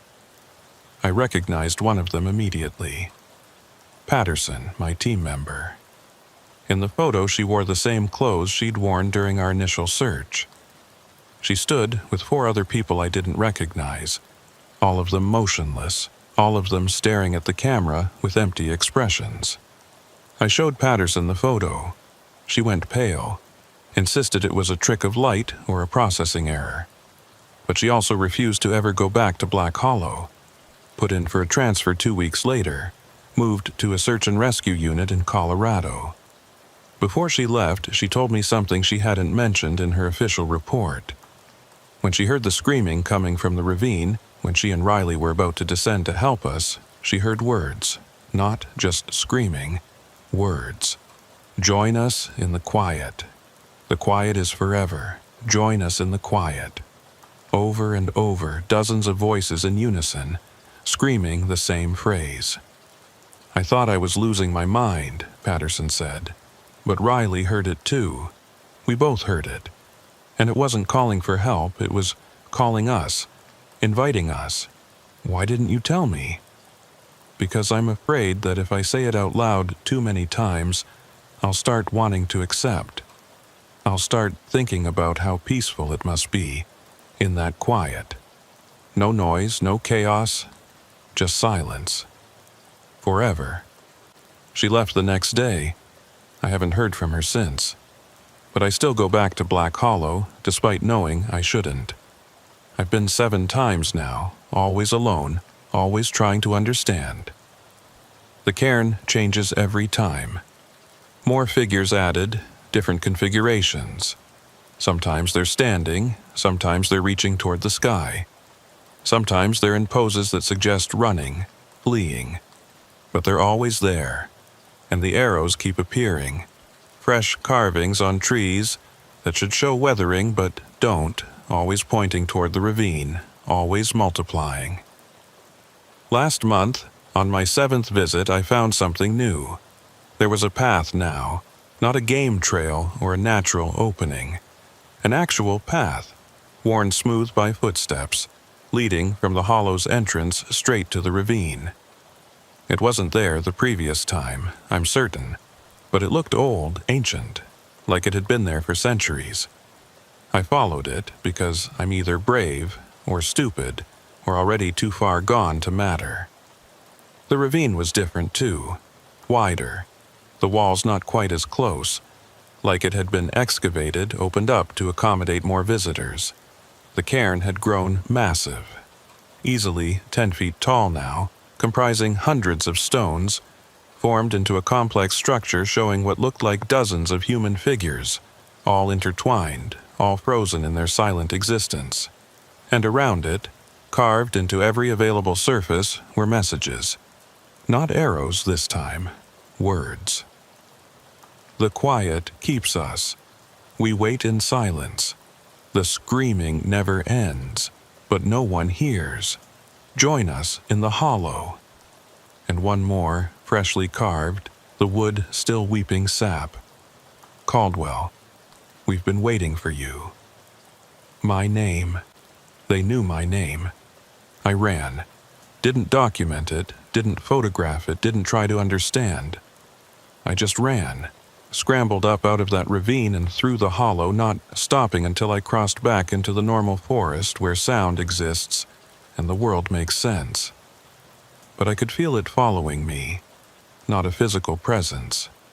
The silence itself expanding, reaching out, trying to envelop me. I made it out. Barely. That was a month ago. Since then, the silence has been spreading. Small pockets at first, a corner of my garage where sound seems muffled, a section of my yard where the birds won't go, my basement where every noise sounds distant and wrong. It's growing, slowly but steadily, and I've started hearing the screaming, not in Black Hollow, here, in my house. Silent screaming felt rather than heard. A pressure in my skull, a vibration in my bones, the screaming of all those people trapped in the cairn, trapped in the quiet, desperate to be heard but unable to make sound. They want me to join them. They've been waiting. The hollow has marked me, and now it's pulling me back. I tried to warn the Forest Service, tried to get Black Hollow officially closed, but I couldn't explain it in any way that sounded rational. Couldn't present evidence that would stand up to scrutiny. My photos were useless. My recordings showed nothing but static. So, Black Hollow remains open, remains on the maps as difficult terrain, nothing more. And people still go there. Last week, another distress call. Same message, same coordinates. Injured at Black Hollow, can't walk, need help. They sent a team. I wasn't on it. I'm on administrative leave pending psychological evaluation. The team found nothing. No injured hiker, no satellite communicator. But they did find the cairn. They documented it, photographed it, measured it. In their official report, they called it an interesting geological formation and possible historical Native American monument. They counted the number of stone figures in the cairn structure, 47. 47 people represented in rock, trapped in the eternal silence of Black Hollow.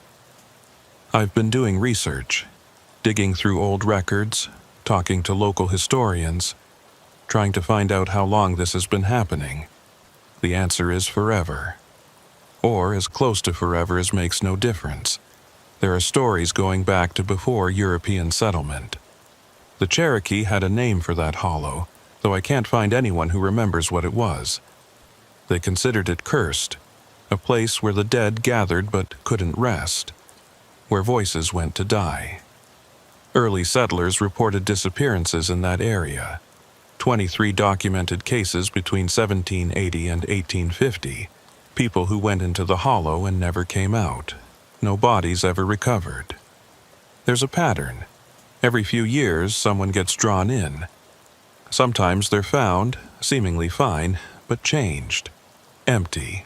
Quiet. They live out their lives, but they're not really there anymore, just going through the motions. More often, they're never found at all. Until someone goes looking in that ravine and sees the cairn has grown. The quiet keeps them, preserves them, transforms them into stone and silence, and it wants more. It's always wanting more. I think I'm going to be next. The silence in my house has spread to the point where normal sound only exists in 2 rooms now. The rest is hollow, muffled, wrong. I feel the vibration constantly now, that silent scream pressing against the inside of my skull. I hear them calling my name. Caldwell, Caldwell, Caldwell. Come to the quiet. Join us in the hollow. The screaming will stop when you accept the silence.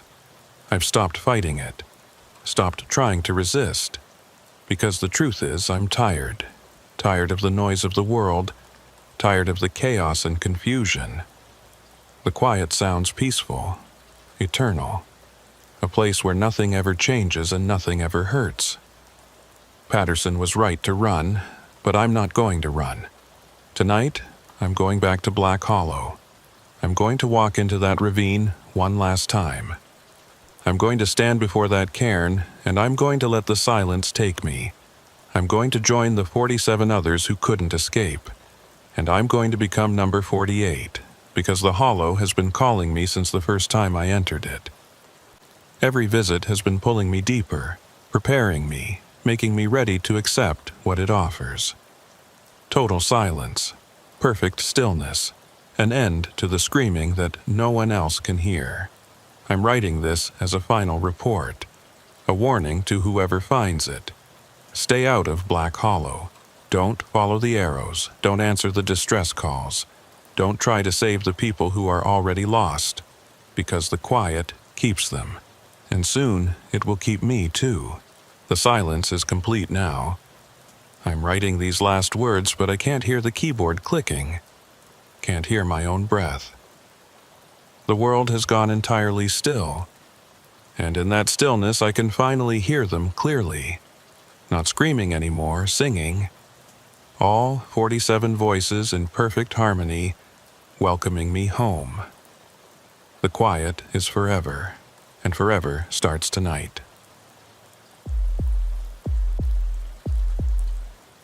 Every search and rescue operator knows that your shadow is supposed to be a simple thing. Light source behind you, your body blocks it. Shadow falls in front. Physics. Predictable.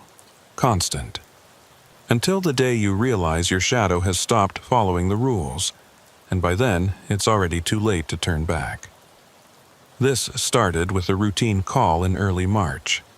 A solo climber, Daniel Buckley, had triggered his emergency beacon somewhere on the northern face of Mount Greylock. Not the tallest peak in our range, but technical enough to require proper equipment and experience. Buckley had both, according to his registration. This was supposed to be a day climb, summit and return before dark. His beacon activated at 2:17 p.m. Standard protocol, we mobilized immediately. Weather was good, visibility clear, no obvious reason for an emergency. Could be injury, could be equipment failure, could be simple panic. We'd find out when we found him. I led a 3-person team up the established route, moving fast but careful. The terrain on Greylock's north face is unforgiving. Lots of loose scree and exposed rock where a wrong step can send you sliding 100 feet down. We made good time, reaching the approximate beacon location by 4 p.m. No sign of Buckley. The beacon was there, though. We found it wedged into a crack in the rock face, deliberately placed, not dropped. The device was still active, still broadcasting, but showing signs of damage. Scratches on the casing like something had clawed at it. Why would he leave his beacon? Asked Monroe, scanning the area with binoculars. That was the question. You don't abandon your only communication device unless you're either completely irrational or something has made you more afraid of being found than being lost. We searched the immediate area, calling Buckley's name, listening for response. The late afternoon sun was strong, shadows growing long across the rock face. That's when I first noticed something odd. My shadow was wrong. Not dramatically wrong, not obviously impossible, just off. The angle didn't quite match the sun's position. When I moved my arm, my shadow moved a half-second late, like it was hesitating. When I stood still, it seemed to shift slightly, independently. I convinced myself it was exhaustion, dehydration, stress. Minds play tricks in the mountains. I didn't mention it to the team. We found Buckley's first climbing anchor about 50 yards up, face from the beacon. Then another. A trail of abandoned equipment, leading us higher. Carabiners, rope segments, a helmet, all deliberately discarded, not lost in a fall. "He's shedding gear," observed Finch, our most experienced climber. "That's not a good sign. Either he's hypothermic and shedding because he feels hot, or he's having a psychological break." We continued following the trail of equipment. The sun dropped lower, shadows lengthening, and I kept catching glimpses of movement in my peripheral vision. My shadow, doing things I wasn't doing, reaching when I was still, turning its head when I was looking forward. I blinked, and it was normal again. Every time. We found Buckley at 5:30, about 200 feet below the summit, on a small ledge barely wide enough for him to sit. He was alive, uninjured from what we could see, but he wouldn't look at us. He faced the rock wall, knees drawn up, perfectly still. "Daniel Buckley," I called. "Search and rescue. Are you injured?" No response.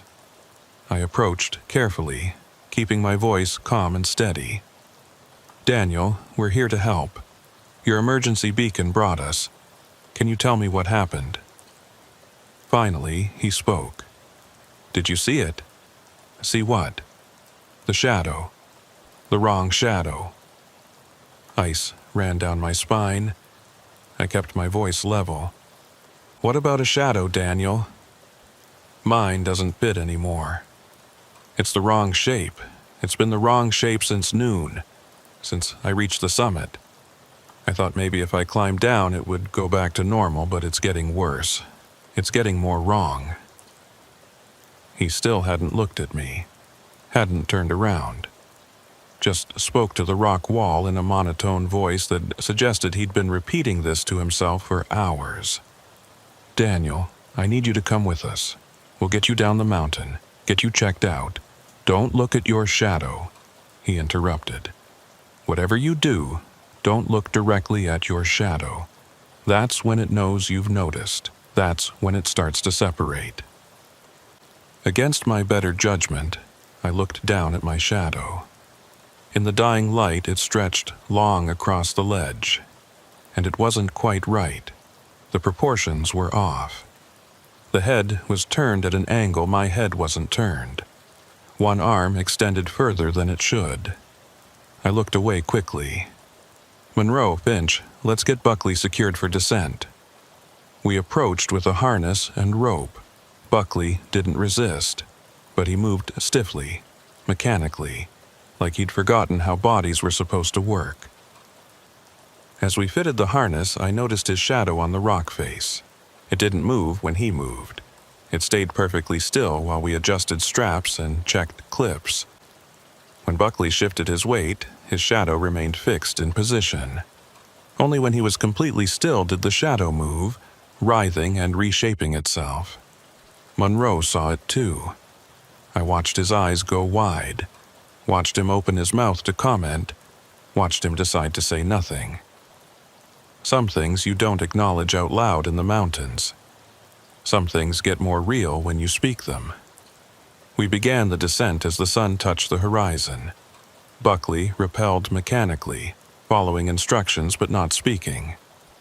The rest of us moved in silence, each of us occasionally glancing at our own shadows, each of us seeing things we didn't want to see. My shadow had two heads now. I could see it clearly in the slanting evening light. My normal shadow, and overlapping it, slightly offset, another shadow head. Watching. Moving independently. "Don't look at it," Buckley had said. "Don't let it know you've noticed." But I had noticed, and it knew. We made it off the technical sections by full dark, switching to headlamps for the final descent through the forest. Shadows don't exist in the dark, I told myself. Shadows need light. Whatever we saw on the mountain, it's gone now. But it wasn't gone. In the beam of my headlamp, my shadow stretched ahead of me, cast by the light at my back. Except my shadow had too many limbs. Arms that extended at wrong angles. A torso that twisted in ways spines don't twist. I looked over my shoulder.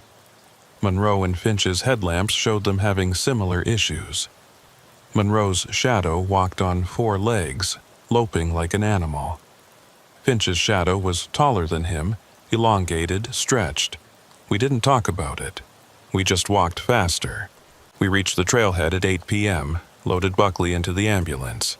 The paramedics said he was physically fine, just severely dehydrated and in mild shock. They transported him to County Memorial for observation. I filed a standard report. Climber rescued, no serious injuries, possible altitude sickness or dehydration leading to disorientation. Nothing about shadows. Nothing about the wrongness we'd all felt. I went home, took a long shower, tried to convince myself it was over. At midnight I woke to find my bedroom full of light. Not normal light. Sourceless light, coming from everywhere and nowhere, casting shadows that moved independently of any motion. My shadow stood at the foot of my bed, not cast on the wall, not flat against any surface, standing, 3-dimensional. My exact silhouette, but solid, real, separate. It watched me. I could feel its attention, though it had no eyes. I closed my eyes, counted to 10, opened them. The shadow was closer. Now beside the bed. Still watching, I didn't move, didn't breathe. Tried to remember Buckley's advice. Don't let it know you've noticed. But I had noticed. Hours ago, on the mountain. And now my shadow knew. It reached out, not toward me, but towards the wall, where my real shadow, if I still had a real shadow, would be cast by the sourceless light. Its hand touched the wall shadow, and I felt it. Felt pressure on my actual hand, like someone was grabbing it. The 2 shadows merged. The standing one sank into the wall, joining with the flat one, becoming my normal shadow again. Except now I could feel it, connected to me but separate. A part of me that had gained independence and was choosing, for now, to maintain the appearance of normalcy. The sourceless light faded. My room returned to normal darkness. But I knew. My shadow wasn't mine anymore. It was something else, wearing my shape, following me because it chose to, not because physics demanded it. I called in sick the next day. Needed time to process, to understand what had happened. I did research, digging through old newspaper archives, folklore collections, obscure geology papers about Mount Greylock. I found references. Not many, and scattered across decades, but there, a pattern.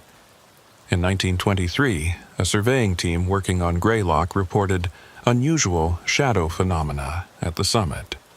2 of the 4 surveyors disappeared on the descent.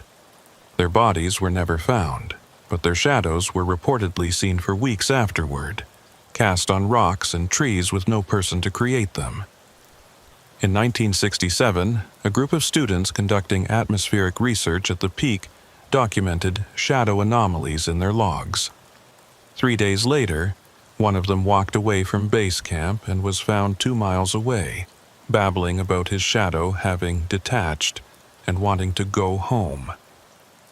In 1989, a rescue operation for a lost hiker found the hiker's shadow, but not the hiker. The shadow was cast on the ground with perfect clarity, despite there being no object to cast it. It moved when approached, sliding across the ground like it was alive, before disappearing into a crevice. The mountain gave back shadows, kept the people. Or maybe it was the other way around. Kept the shadows, gave back the people. I wasn't sure which was worse. I tried to go back to work a week later, lasted 3 days before the incident that ended my career. We were on a routine search, daytime, good weather, nothing that should have been dangerous. I was standing with 2 other team members discussing search grid patterns when one of them pointed at the ground. "Hey, whose shadow is that?" Between the 3 of us, there were 4 shadows, 3 attached to our feet, 1 standing independently about 10 feet away. It was my shape, my proportions, but it wasn't connected to me. As we watched, it moved, walked away from us, across the gravel parking lot, cast by the overhead sun. A shadow, with no person. It reached the tree line and gestured, beckoned, "Come with me." "That's not possible," someone whispered. But we all saw it, all 3 of us. This wasn't hallucination or exhaustion. This was real. My detached shadow waited at the tree line. When I didn't follow, it started back toward us, moving faster now. Running. I ran too. Got in my truck, drove away, left the search area without explanation. I heard later that the search was suspended due to equipment malfunction and team member medical emergency. They meant me. I was the emergency. Psychological evaluation followed. I tried to explain what happened, what I'd seen on Mount Greylock, how my shadow had become separate. The counselor listened politely and diagnosed me with stress-induced hallucinations, recommended leave and medication. I took the leave, didn't take the medication, because I knew what I was seeing was real. My shadow was hunting me. It appeared constantly now, in my house, in my car, in public places, always watching, always waiting. Sometimes it matched my movements, pretending to be normal. Other times it moved independently, doing things I wasn't doing, showing me what it wanted. But I wasn't the only one experiencing this. 3 days into my leave, I got a call from Monroe. He sounded different on the phone, his voice flat and distant, like he was speaking from the bottom of a well. "We need to talk," he said, "about what happened on Greylock." We met at a diner on the edge of town, one of those 24-hour places with fluorescent lights so bright they wash out everything, turn the world harsh and overexposed. I thought the lighting might help, might make the shadows behave normally. I was wrong. Monroe was already there when I arrived, sitting in a corner booth with his back to the wall. He looked terrible. Dark circles under his eyes, skin pale and waxy, like he hadn't been outside in days. But what stopped me was his shadow. It wasn't on the wall behind him where it should be. It was on the table in front of him, pooled like spilled ink, moving slowly, independent of any light source. As I watched, it extended a tendril toward his coffee cup, wrapped around it, lifted it slightly before setting it back down. Monroe didn't seem to notice. "Sit down," he said. "But don't sit too close. I don't know if it's contagious." I slid into the booth across from him, careful to keep distance between us. My own shadow stretched across the vinyl seat, and I could feel it testing the boundaries, seeing how far from me it could reach.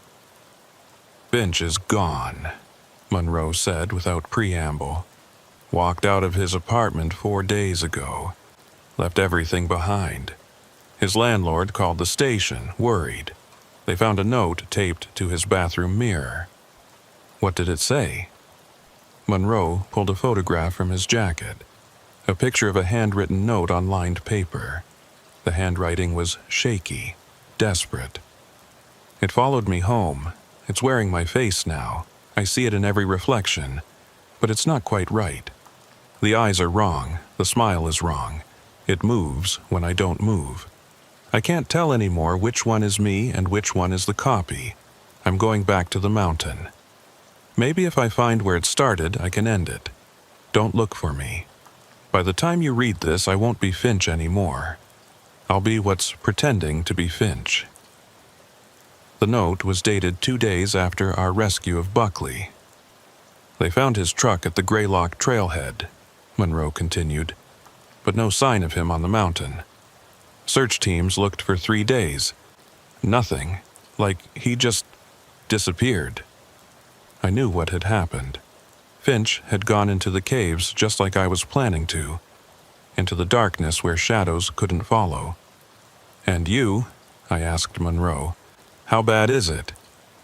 He laughed, but it was a broken sound, more like a sob. Bad, it talks to me now. My shadow.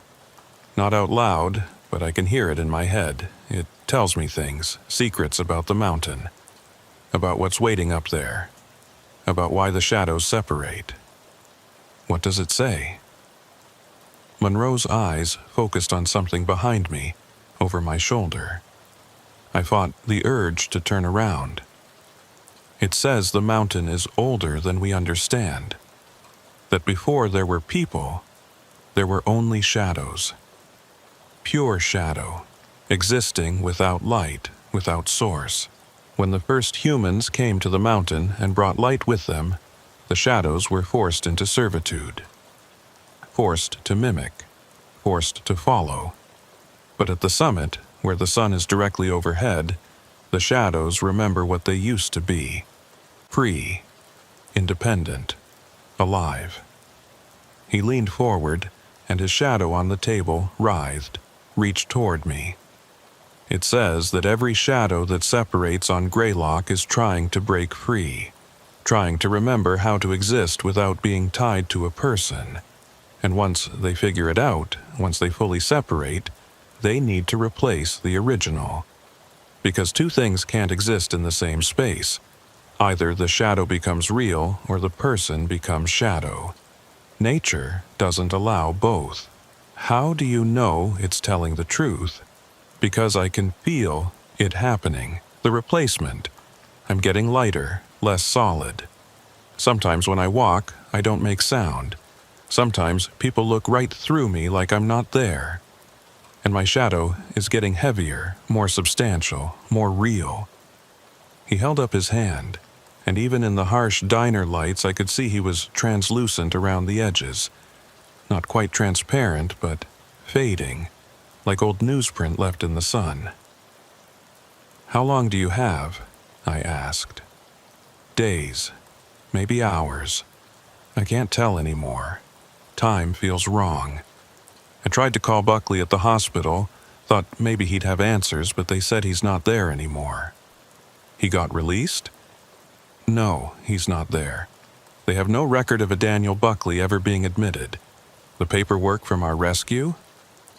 Gone. The paramedics who transported him don't remember picking anyone up that day. It's like he's being erased, retroactively removed from reality."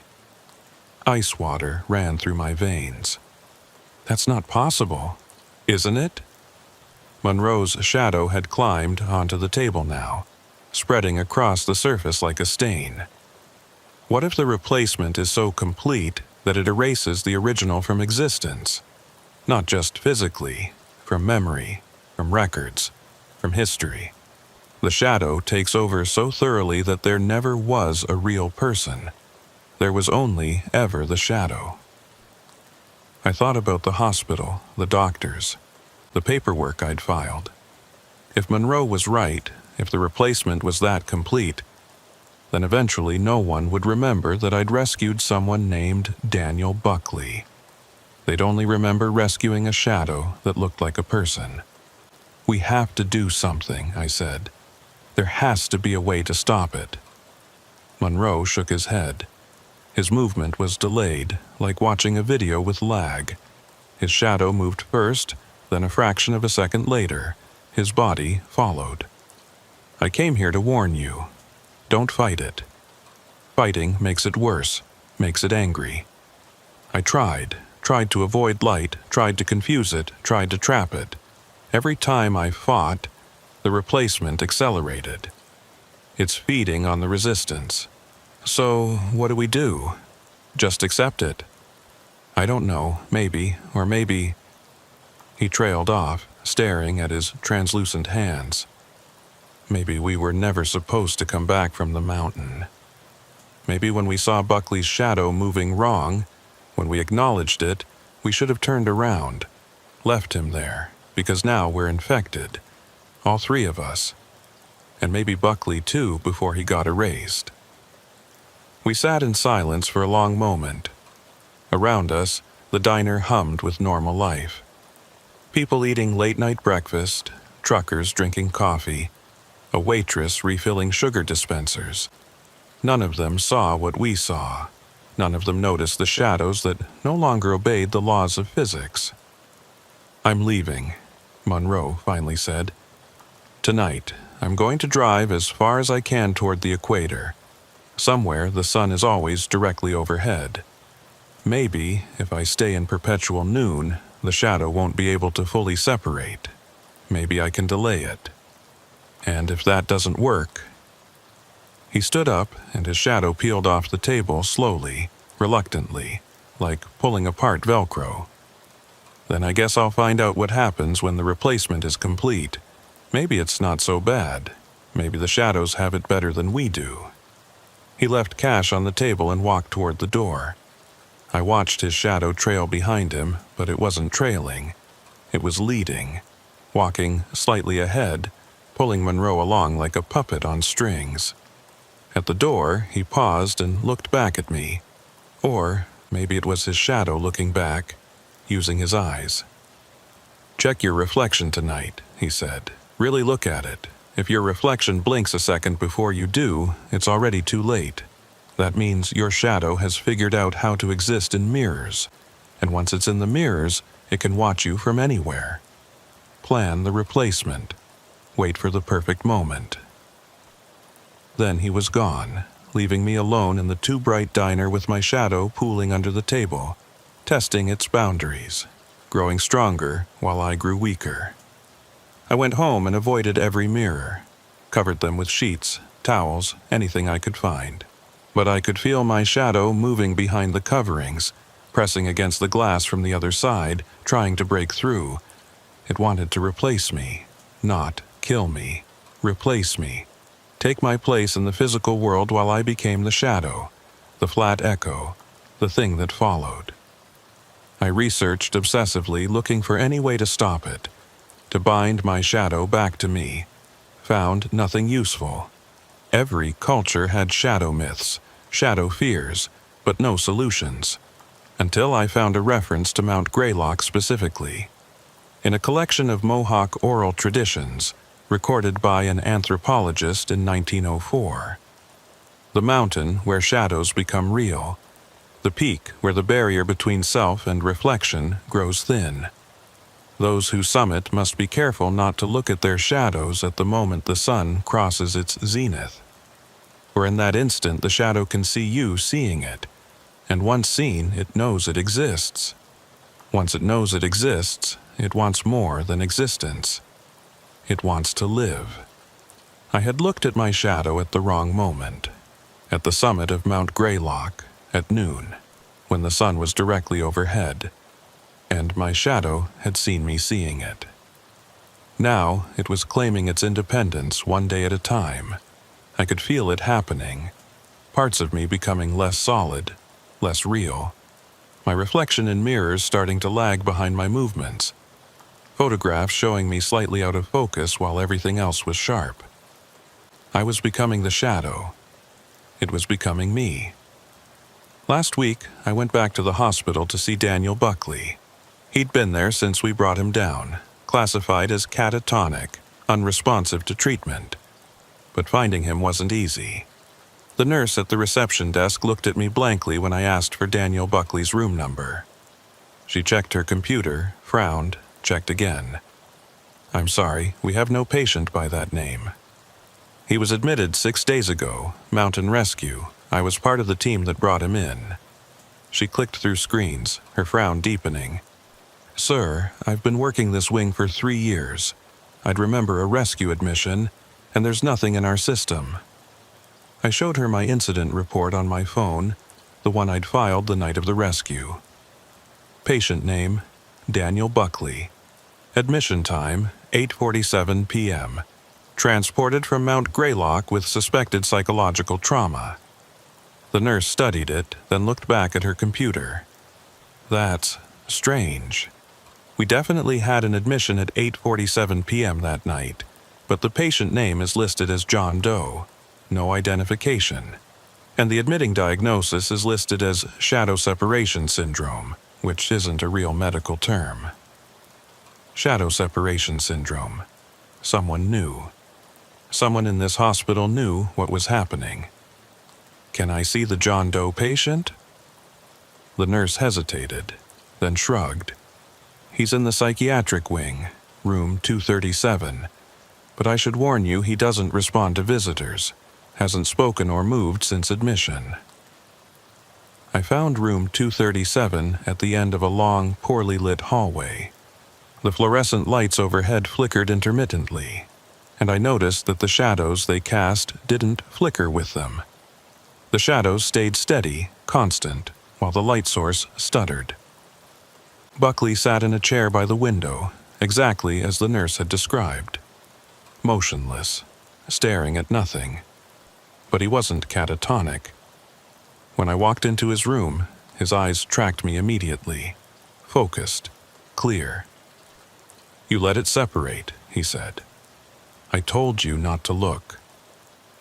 His voice was different from what I remembered. Flatter, like it was coming from a recording rather than a living throat. "Daniel, the hospital has no record of you. They don't know your name. That's because Daniel Buckley doesn't exist anymore. He's been replaced. I'm what's wearing his name, but the name doesn't fit right. Systems can tell, computers can tell. They record the truth even when people can't see it." I pulled a chair close to his, sat down carefully.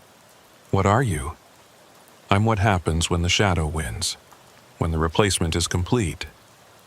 I'm the shadow that used to belong to Daniel Buckley, now living in his body, speaking with his voice, carrying his memories.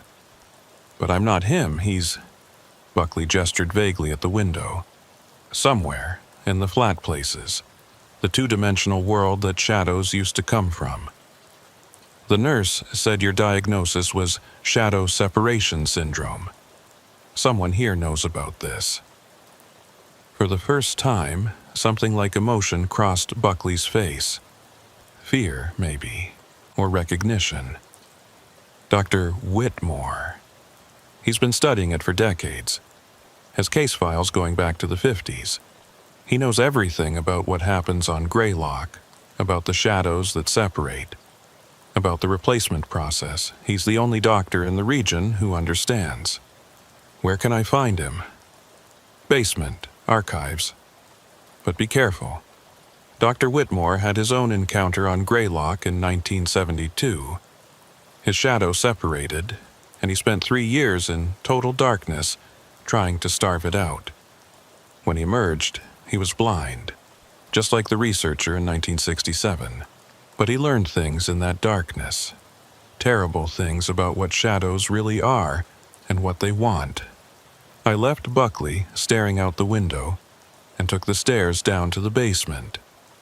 The archives were in a sub-level beneath the main basement, accessed through a door marked "Authorized Personnel Only." I wasn't authorized, but I went in anyway. The archives were extensive. Rows of filing cabinets and boxes stacked floor to ceiling. The lighting was dim, and I noticed immediately that nothing in this room cast a proper shadow. The overhead lights should have created distinct shadows, but instead everything was surrounded by a sort of gray haze, as if the shadows were uncertain where to fall. I found Dr. Whitmore's office at the back of the archives. The door was open. Inside, a man sat at a desk covered in papers and photographs. He was ancient, perhaps 90 years old, with opaque white eyes that didn't track movement. Blind, just as Buckley had said, but he knew I was there. "Come in," he said without turning around. "You're the one from the recent Greylock rescue. I can smell the mountain on you, and I can hear your shadow moving independently. It's almost ready to replace you, isn't it?" I stepped into the office, and the door swung shut behind me on its own. "How do you know about this?" I asked. Dr. Whitmore smiled, but it was a sad expression. Because I've been documenting it for 53 years, ever since my own shadow separated on that cursed peak. I came to understand that Greylock isn't just a mountain, it's a threshold, a place where the barrier between the world of light and the world of shadow grows thin. And at certain moments, under certain conditions, shadows can cross over, become real, become independent. He gestured to the files covering his desk. I have records of 147 confirmed cases of shadow separation, 147 people who climbed Greylock and came down with their shadows wrong. Of those, 83 were completely replaced. Their shadows took over, and the original people were relegated to the flat world. 29 partially replaced, existing in a state between shadow and substance. 12 managed to destroy their shadows through extended darkness exposure, though all went blind in the process. The rest, he trailed off. The rest? Disappeared. Went into the mountain and never came back. We assume the shadows won, but we don't know for certain. The mountain keeps its secrets. I thought of Finch, his truck at the trailhead, his body never found. Why does this happen? I asked. Why Greylock specifically? Dr. Whitmore stood and walked to a filing cabinet, moving with the confidence of someone who'd memorized every inch of this space. He pulled out a folder and handed it to me. Inside were geological surveys, topographical maps, and what looked like very old documents written in languages I didn't recognize. Mount Greylock sits on a convergence point, he explained. Magnetic anomaly, gravitational distortion, something that science can't quite explain. Indigenous peoples knew about it long before Europeans arrived. They called it the Shadow Mountain. Said it was a place where the dead went to shed their bodies and become pure shadow, where the boundary between life and death, substance and reflection, was permeable. He returned to his desk, sat down heavily. When you look at your shadow at the summit of Greylock, precisely at solar noon when the sun is directly overhead, you're looking through a window into the shadow world. And your shadow is looking back at you through the same window.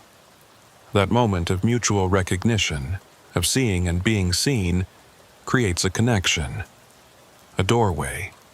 And once that doorway is opened, the shadow can start crossing over. How do I close the doorway? Dr. Whitmore's expression turned grave. You don't. Once opened, it stays open. The shadow will continue crossing over, bit by bit, day by day, until the replacement is complete.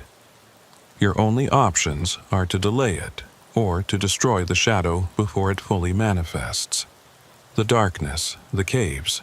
Yes, 3 months minimum in absolute darkness. No light whatsoever. The shadow will starve without light to exist in. But the cost? He gestured to his dead eyes. Your vision will never recover, and there's no guarantee you'll survive psychologically. 3 months alone in total darkness breaks most people. They go mad, start seeing things that aren't there, or worse, stop seeing things that are. I thought about Finch in the caves, possibly already blind, possibly already mad, possibly already dead. There has to be another way. There is one other possibility, but it's never been proven successful. Dr. Whitmore pulled out another file, this one thin, containing only a few pages. In 1958, a woman named Eleanor Thorne had her shadow separate on Greylock. She was a physicist, brilliant mind. She theorized that if the doorway was opened at the summit at solar noon, perhaps it could be closed the same way. She went back to the mountain exactly 1 year later, climbed to the summit, and stood at the precise spot where her shadow had separated.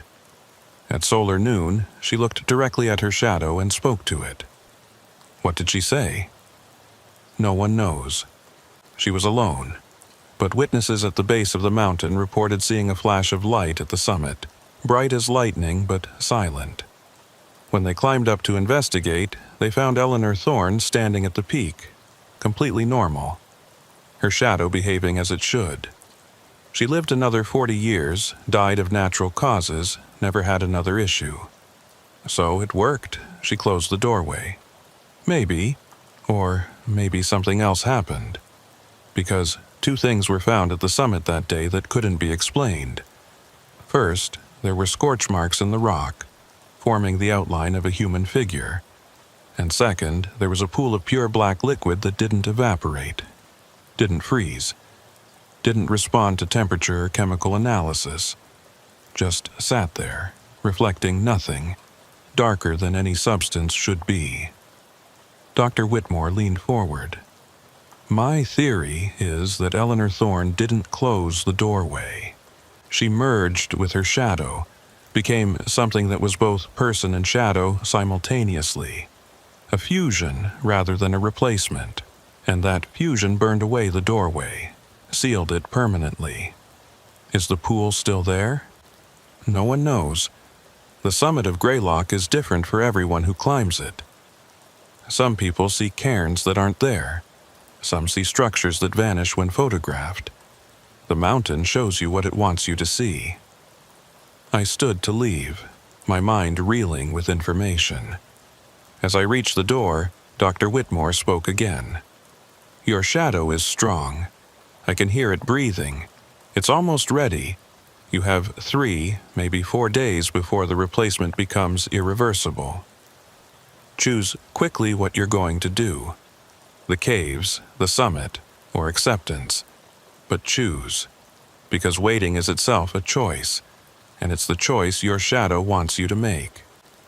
I left the hospital with Dr. Whitmore's files and Eleanor Thorne's story burning in my mind. 3 days, maybe 4. I had to decide. How do I stop it? You don't. Once the separation begins, it continues until completion. One of you becomes real, the other becomes shadow. Usually it's the shadow that wins. The shadow is stronger, more patient. It doesn't need food or sleep or air. It can wait forever for you to weaken. There has to be a way to fight it. Buckley shook his head. Only one person has ever won against their shadow. Guy in 1967, the one from the research team. He figured out that shadows need light to exist. So he went somewhere with no light at all, lived in absolute darkness for 3 months. Cave deep underground, no light sources, nothing. When he came out, his shadow was gone. Couldn't survive without light. But neither could he, really. Blind.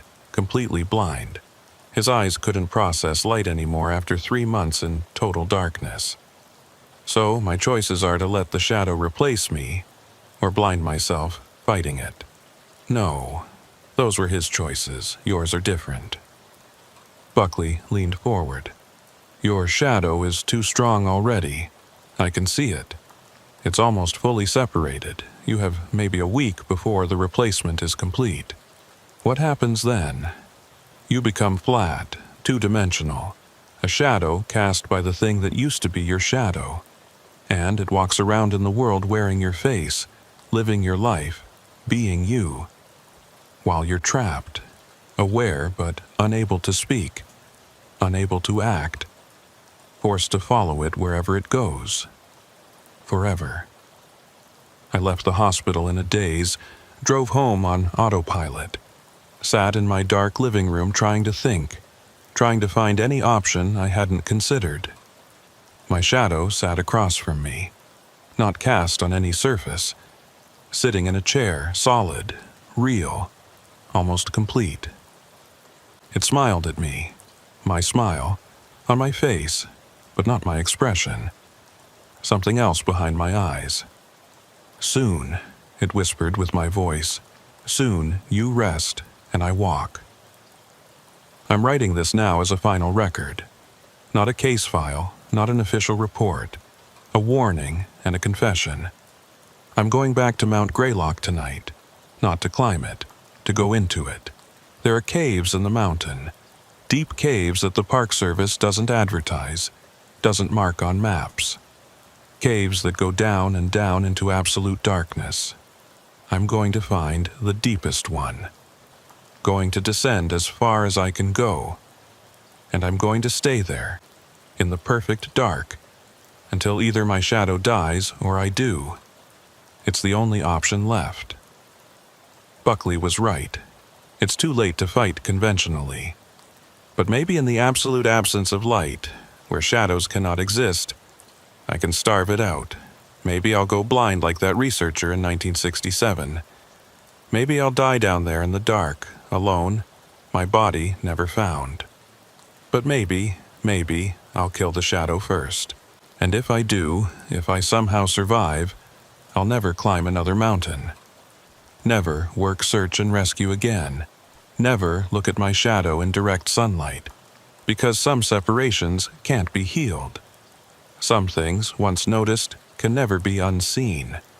My shadow is standing now, walking toward me. It knows what I'm planning.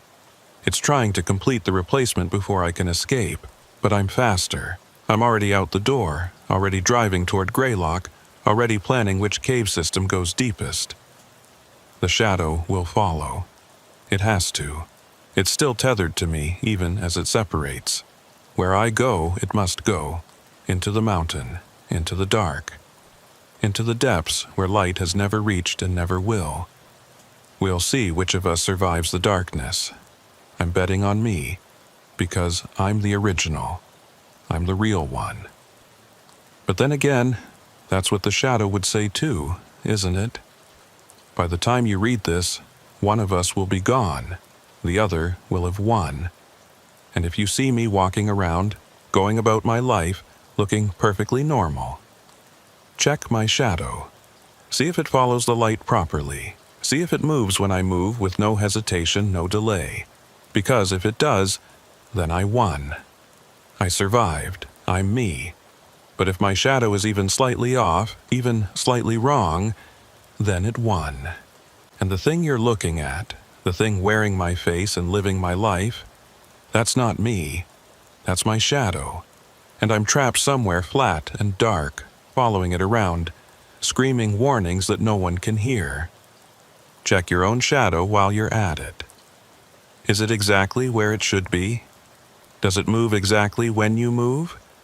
Or is there a slight delay, a small hesitation, a tiny wrongness that you've been ignoring because it's easier to pretend everything is normal?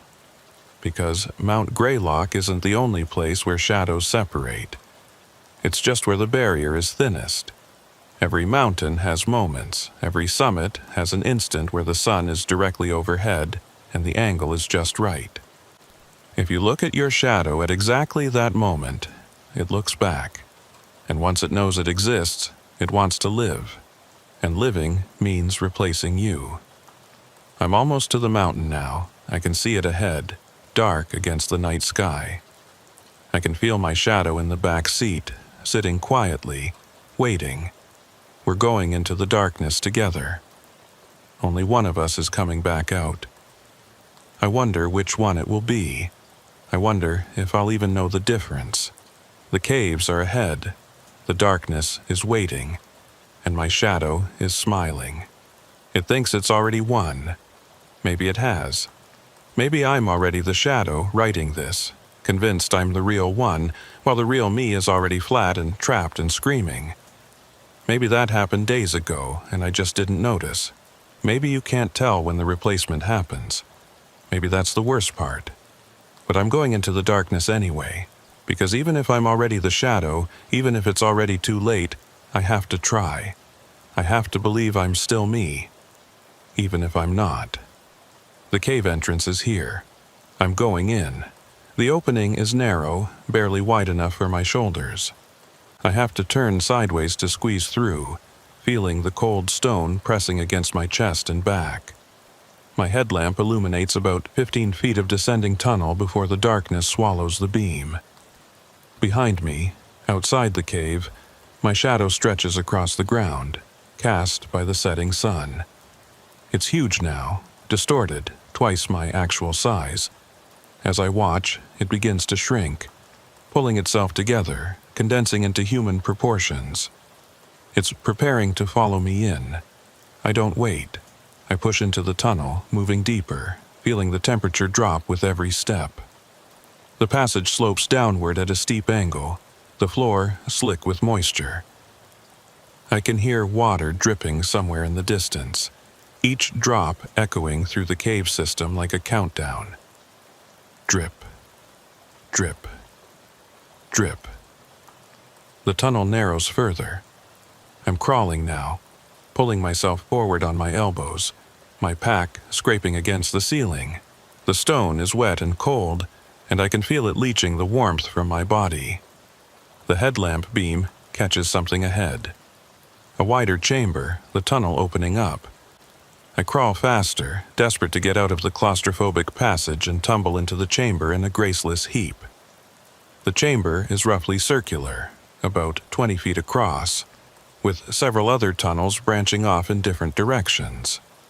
The walls glisten with moisture, and I can hear that dripping water more clearly now. It's coming from all around me, a rhythmic percussion that sounds almost deliberate, almost like words. Drip, follow, drip, down, drip, deeper, drip. I shake my head, trying to clear it. I've been underground for maybe 10 minutes and I'm already hearing things. This is going to be harder than I thought. I choose the leftmost tunnel, the one that slopes most steeply downward.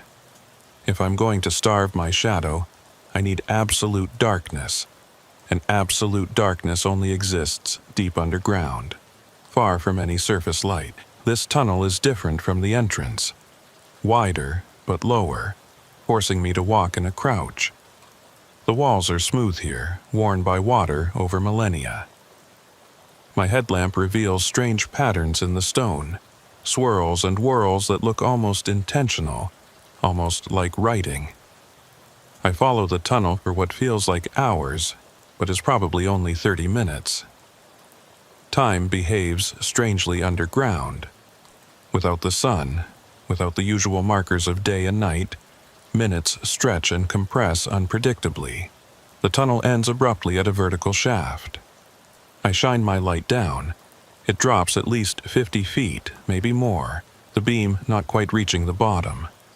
There are handholds carved into the wall, ancient and worn but still usable.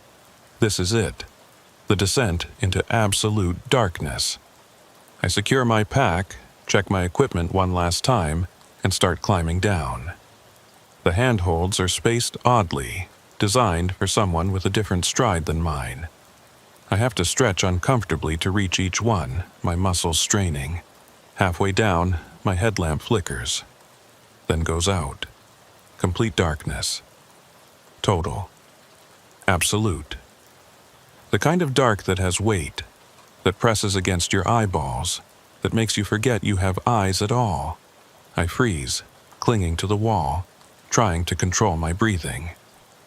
My backup flashlight is in my pack, but I can't reach it while hanging on this wall.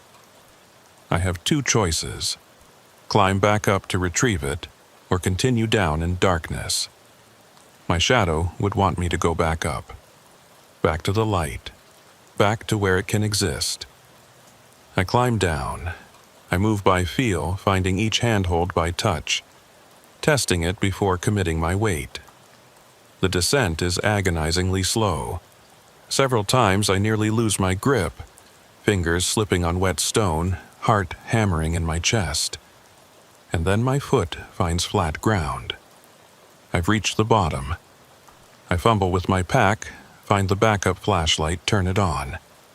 The light reveals a massive cavern, easily 100 feet across. The ceiling lost in darkness overhead.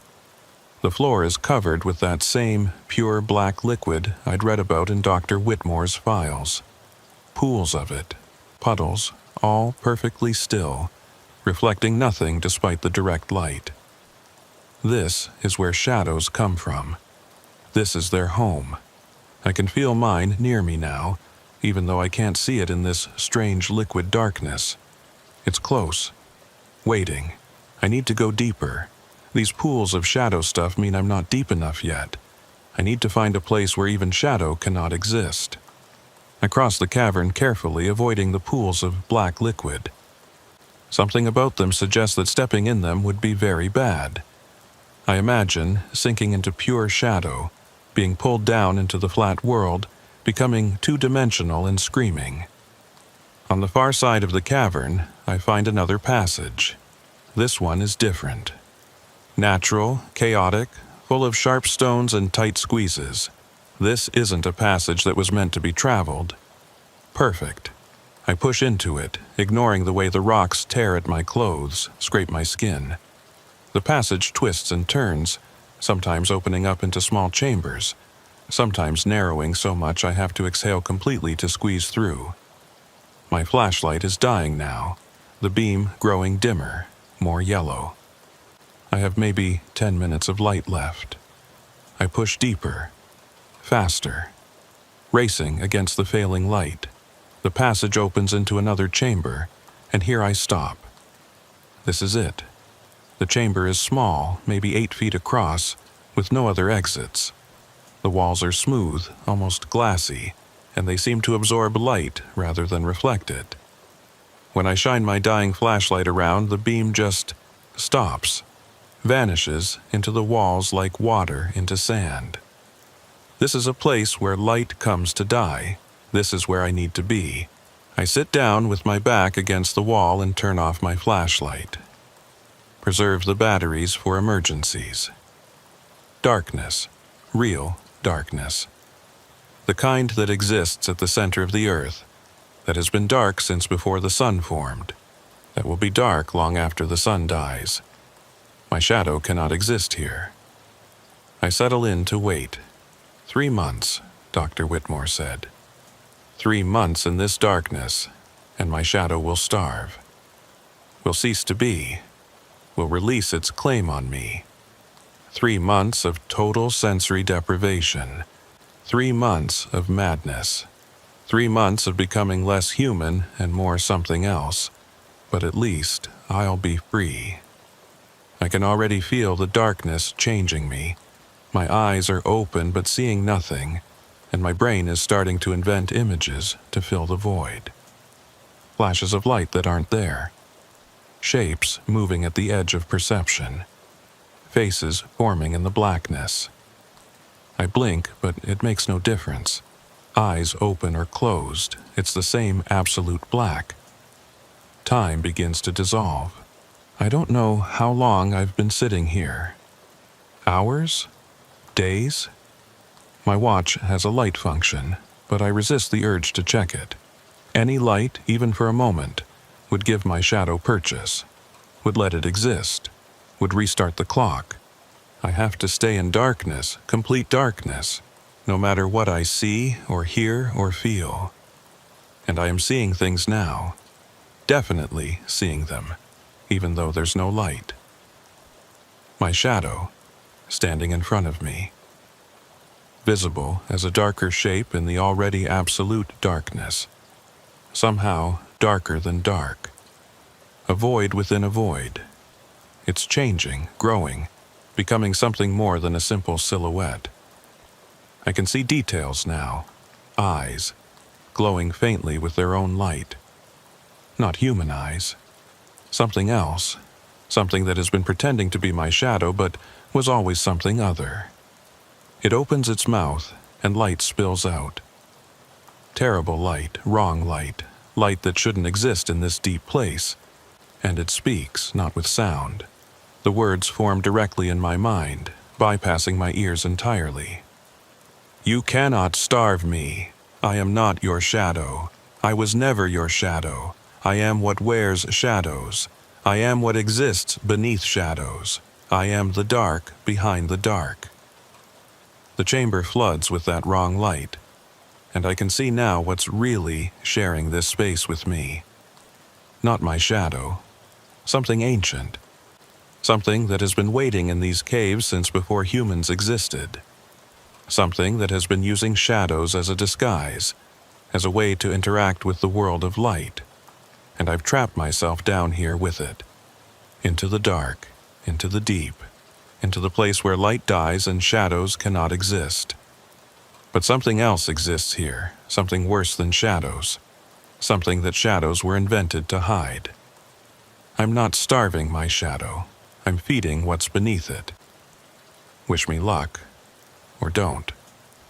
Maybe luck doesn't matter when you're not sure which version of yourself you are.